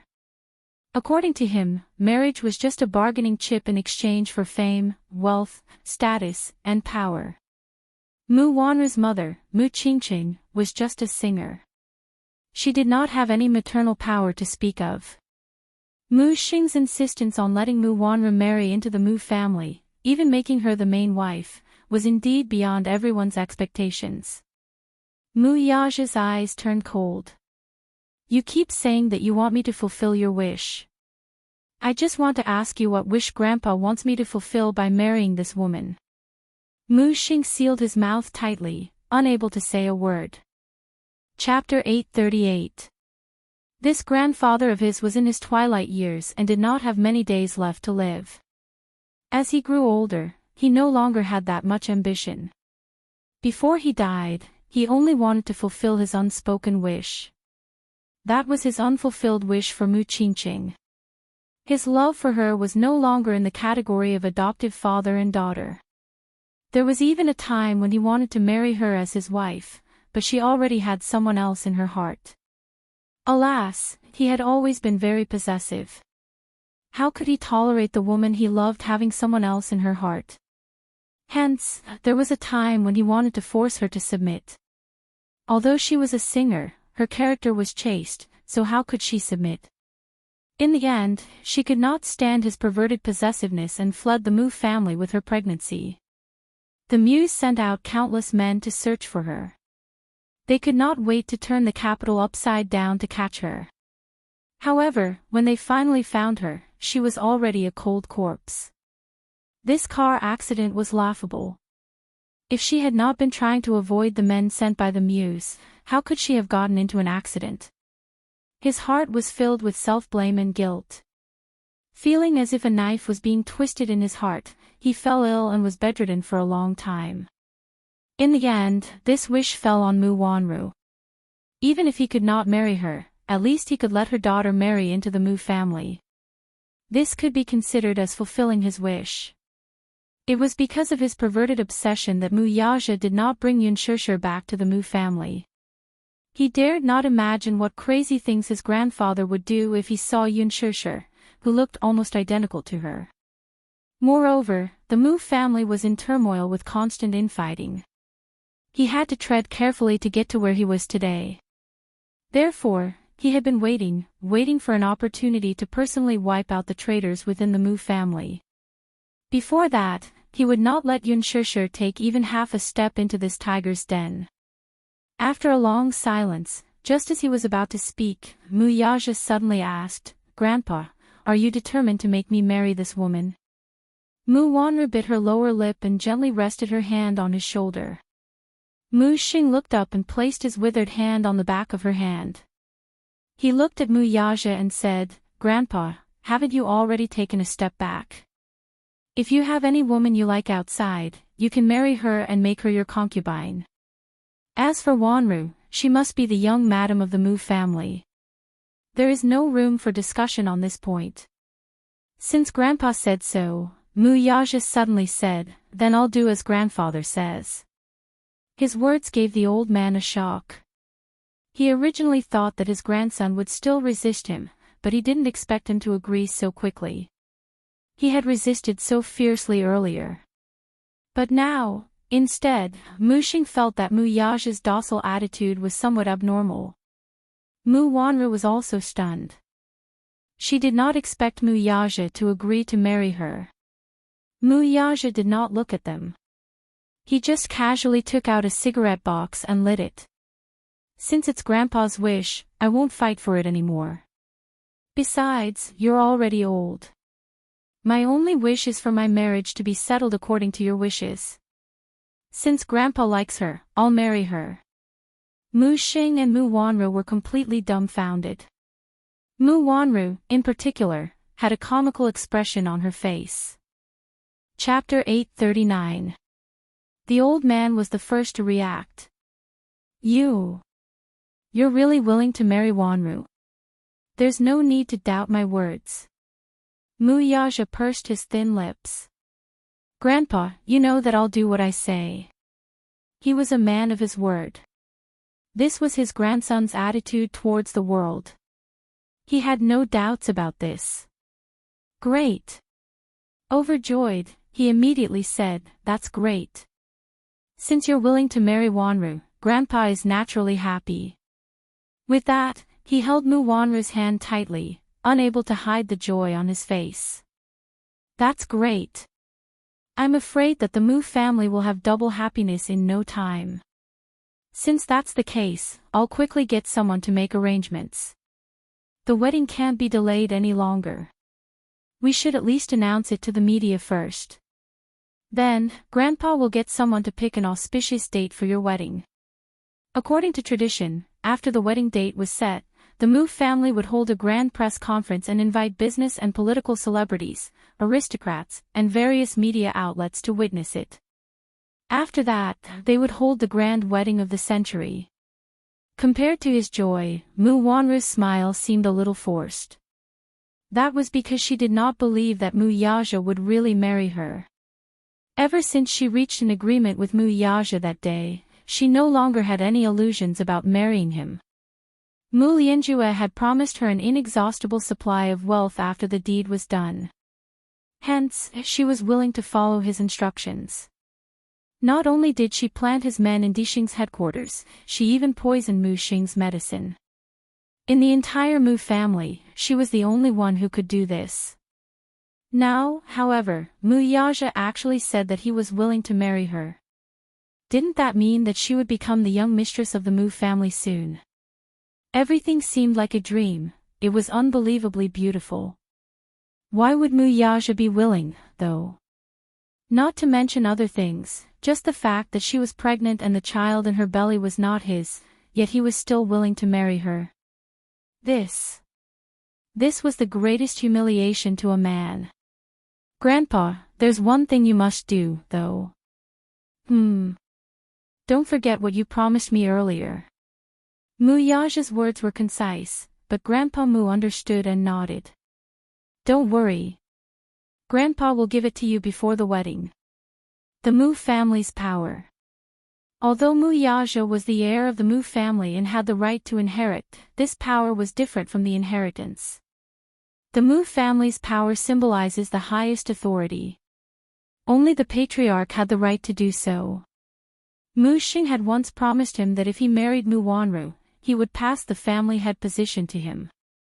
Generally speaking, given Mu Xing's character, he would not hand over the Mu family's authority unless he was on his deathbed. After all, in a family like the Mu clan's power meant supreme power. If one had the Mu clan's power, it meant that the Mu clan had the power to control life and death. Many people coveted it. Think about it. If Mu's families to be Mu's to the family to have the families to be. The family's morale would be unstable, and he would not be able to rest until his death. If it were someone else, he might not agree. Mu Yaja, on the other hand, was his most trusted grandson. Grandpa Xing, on the other hand, trusted him. Chapter 840. Oh. Although she was unwilling, she could not pry any further from his stern words.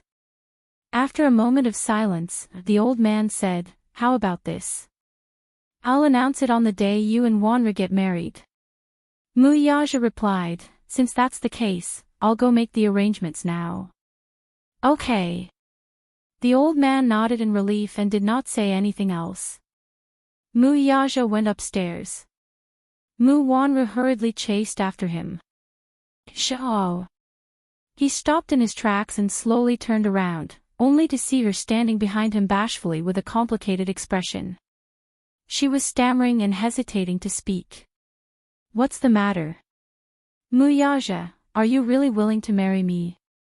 Mu Wanru asked hesitantly. Her eyes were filled with disbelief and even unconcealable suspicion. Muyaja glanced at her, but his eyes were cold and indifferent. Hearing her question, he raised a brow impatiently. Mu Wanru quickly explained, I don't mean anything else. I'm just curious. After all, you said that you won't marry me. It's really surprising that you've changed your mind. What's so surprising about that? Mu Wanru laughed and said, I'm just too happy, so happy that I'm still a little doubtful. I don't believe that you're really willing to marry me. I still feel like I'm living in a dream. Muyaja remained silent. Mu Wanru could not help feeling awkward, but she still wanted to clarify this matter. After all, the love she had for Muyaja was hard to let go. If you marry me, then what about Yunshishir? She asked carefully. Muyaja coldly replied, you have no right to mention her. Mu Wanru's face was suddenly filled with disappointment. She said in shame, yes, I know. I know that it's already my greatest honor that you're willing to marry me. Other than that, I won't ask so much from you. But, if you really want to marry me, I swear, I will learn how to be a qualified young mistress of the Mujia. But do you really not mind my past? Her mind was in a mess. She always suspected that Muyaja didn't marry her for such a simple reason. Therefore, she wanted to find out more about it. After all, Muyaja was extremely shrewd. This man's thoughts were unpredictable. She couldn't figure it out no matter how hard she tried. She always felt that his decision wasn't that simple. Mind what? Muyaja's cold eyes fell on her body. I married you because grandfather ordered me to. I don't want to disobey. As for the rest, you don't have to ask. Mu Wanru was shocked. Muyaja said, besides, you've always taken good care of Grandpa, no matter how big or small. Since it's Grandpa's wish, then I will comply. You married me, then do you like me? Even if it was just a little bit, it made her so happy that she couldn't control herself. But he coldly asked, what does my marriage with you have to do with whether I like you or not? Mu Wanru choked. I know that you married me because of grandfather's order. It has nothing to do with romance or love. I also know that I let you down. But in the future, I will try my best to play my role. It's good that you know. Muyaja finished and turned away. Mu Wanru, on the other hand, stood rooted to the spot. Her heart was in a mess. She went back to her room and sat on the bed, but she felt that her thoughts were in a mess. Chapter 841. Initially, she had been following the man's plan in an orderly manner. Now, however, things seemed to have taken a turn for the worse. Since Muyaja was willing to marry her, it meant that she would soon be the real young mistress of the Mu family. This meant that she should be on the same side as Muyaja and Mu Lianjue's enemy. Should she still carry out the man's plan, then? Mu Wanru was in a terrible fix from the series of events.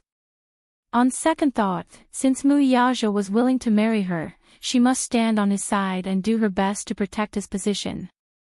After all, if Muyaja married her, they would share honor and disgrace together. If Muyaja lost his position because of Muyaja, she would be in deep trouble. Still, she did not know what Muyaja was thinking. She felt that this man was unfathomable. Hence, Mu Wanru was a little hesitant.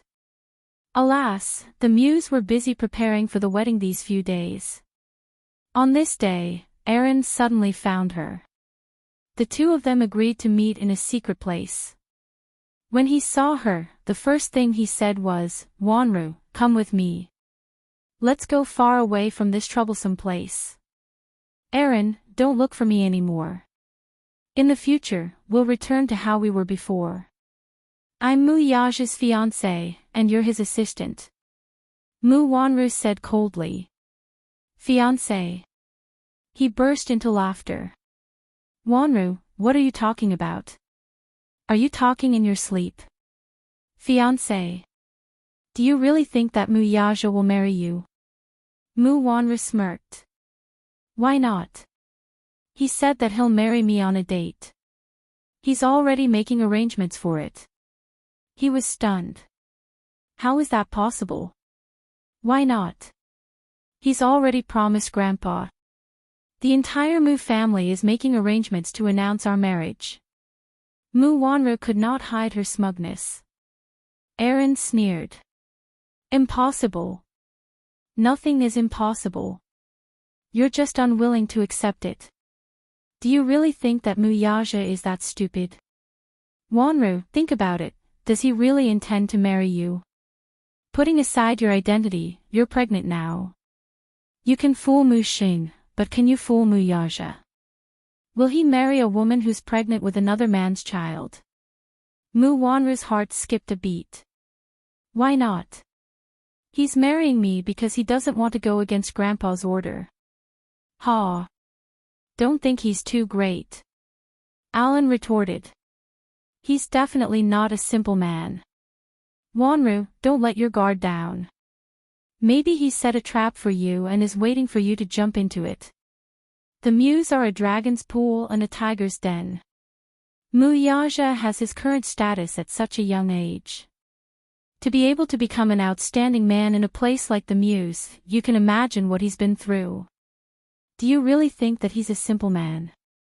In fact, he's more unfathomable than you think." Mu Wanru's heart skipped a beat when she heard that. "Come with me. Running away with me is the best choice for you right now." He extended his hand to her and opened his palm.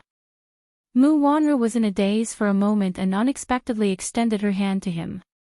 Seeing that she seemed to have changed her mind, his face lit up.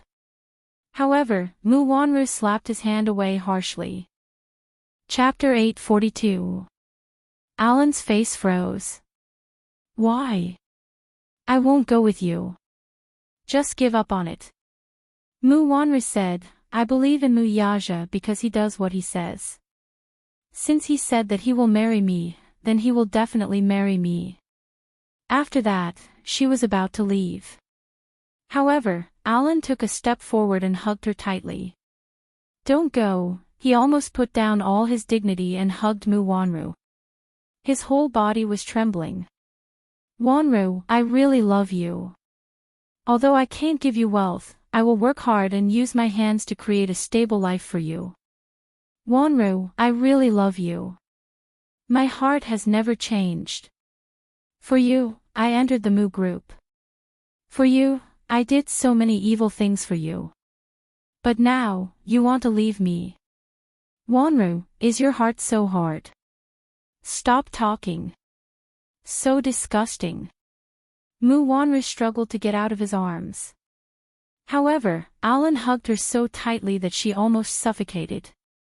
She screamed hysterically, "Ellen, I can't be with you. I was born as a member of the Mu family and I will die as a ghost of the Mu family. Just give up." Aaron was taken aback. While he was in a daze, Mu Wanru stepped on his foot harshly and left his embrace. She turned around and glared at him coldly and resolutely. "I don't like you at all. I never liked you. I've only been using you from the beginning to the end, do you know? I don't like you at all. Haven't you given up?" After shouting, she tried to calm down the anger in her chest. She tidied herself up and said to him, "Alan, I've kept you until now because I care about your feelings for me. You'd better disappear from my sight now and never appear again. Otherwise, I won't let you go." Her words were unusually ruthless. In other words, if he still did not know his place, she would kill him and get rid of him to prevent future troubles. Alan was shocked by her ruthless warning. He could not help but widen his eyes. Wanru, why are you so heartless? Since you know I'm heartless, why don't you disappear from my sight? Okay. Okay, I'll disappear. Alan lowered his head in a daze, like an empty puppet. Mu Wanru snorted and walked out of the alley. However, just as he got into the car and started, he still didn't see Alan walk out of the alley.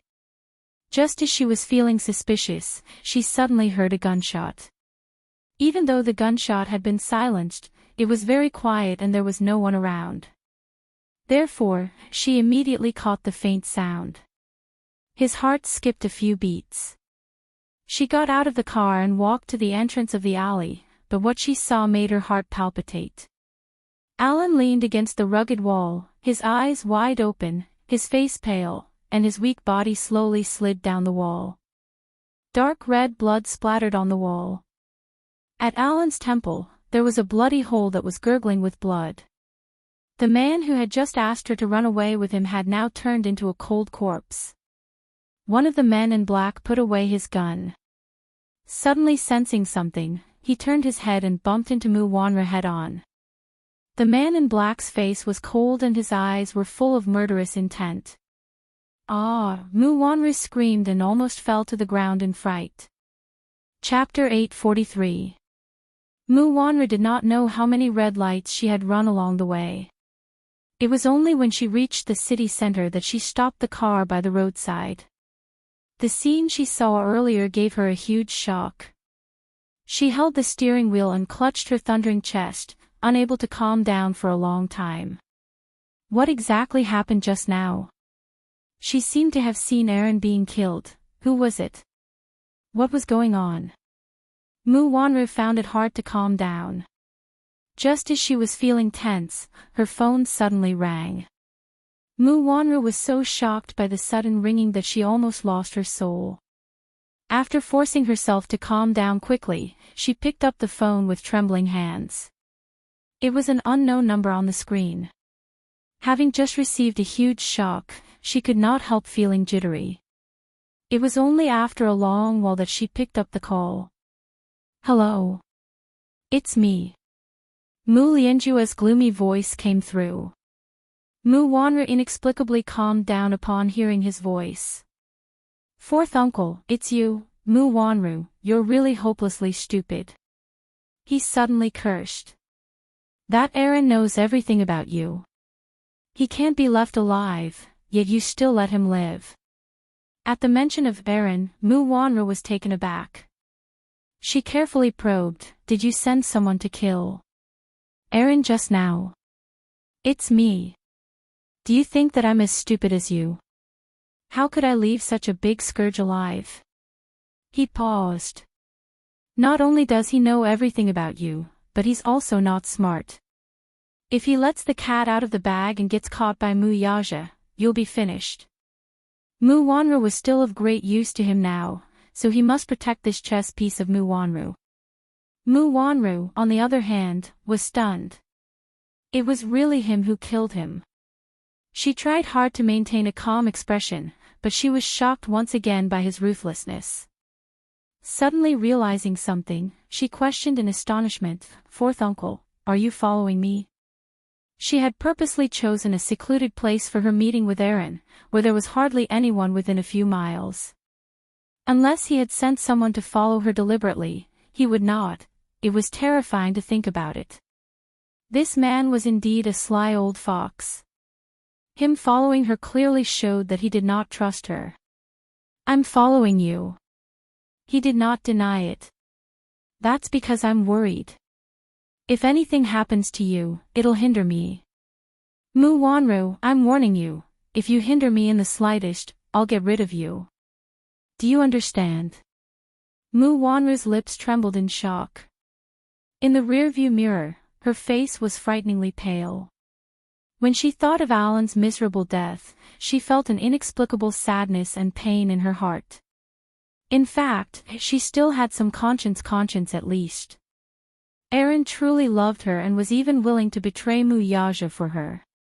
Alan's persistent and solemn words still echoed in her ears, saying that he would take her far away and give her a stable and peaceful life. However, in the blink of an eye, his pitiful look flashed before her eyes. Feeling uncomfortable all over, she covered her mouth in grief. I must speed up my plan. Chapter 844. When this old thing hands over the Mu family's power, you'll still act according to my plan. Do you understand? His tone was firm and did not give her any room to resist. Mu Wanru only replied, I understand. Recalling something, she cautiously asked, Fourth uncle, you promised me that you'll get rid of Yun Shishir and Yun Tianyu. You don't have to ask about this matter. Even if you don't ask, I'll get rid of them. Mu Wanru's heart finally settled at his words. Mu Lianjue gave a few more instructions before hanging up the call. Mu Wanru stared ahead in a daze. Her hand loosened and the phone slipped onto the seat. Now, she suddenly felt a little paranoid. The man's words just now made her hair stand on end. She felt that every passerby in this huge downtown area was someone he had sent to tail her. Mu Wanru gritted her teeth, held the steering wheel, stepped on the accelerator, and sped away. After 2 days of being on the drip, Yun Shishir's fever was almost gone. When she woke up in the morning, Mushi had already prepared porridge and sent it over. Yu Yu was by her bedside. He had been accompanying her in the hospital for the past 2 days. Seeing that she had woken up, he hurried over and placed his small hand on her forehead. When her fever finally subsided, a gratified smile appeared on his face. Mommy, your fever is finally gone. Yun Shishir's lips were dry. She opened her mouth, but a hoarse voice came out. Yu Yu hurriedly passed her a glass of water and raised the bed so that she could lean against it and sit up. Yun Shishir drank a few mouthfuls of water, and the discomfort in her throat subsided a lot.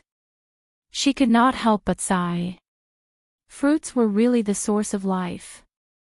It felt as if her mental strength had come alive.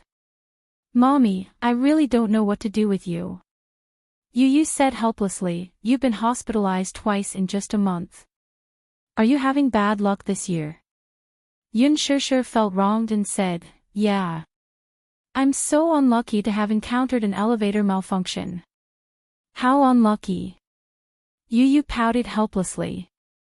Taking the porridge mousse she had cooked for him, he sat by the bed and fed her spoonful by spoonful.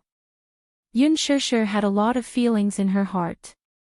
On the first night in the hospital, although she was unconscious, she could still feel that Yu Yu had gotten up in the middle of the night to cover her with a blanket. It was better to sweat more when one had a fever. And when she felt hot, sometimes she couldn't take it anymore, so she kicked off the quilt. Yu Yu patiently got up and covered her up again for the next 2 days. Even Mushi sighed. It was a great blessing to have such a filial son. Yun Shishir was well aware of this. Hence, when she looked at Yu Yu, the guilt in her heart almost overwhelmed her. Seeing the unconcealable guilt on her face, Yu Yu pretended to be relaxed and said, Mommy, what's with that look? Yu Yu, it must be hard for you to take care of Mommy like this. Of course. Mommy always kicks off the quilt at night. This is a terrible habit. You're sick now, yet you don't know your place. You must not have slept well these 2 days, right? Yun Shishir was about to cry from self-reproach. How could she be so lousy? How could she let her son worry about her all the time? This feeling was terrible. I didn't sleep well. Well, that's why I'm a little sleepy now, Yu Yu said as he rubbed his eyes. He indeed did not sleep well these few nights.